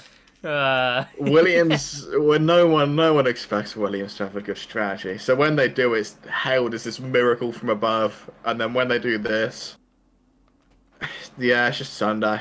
There you go. That's about the other most interesting thing to happen there, right? I mean, and there you go. Verstappen won by 22 seconds.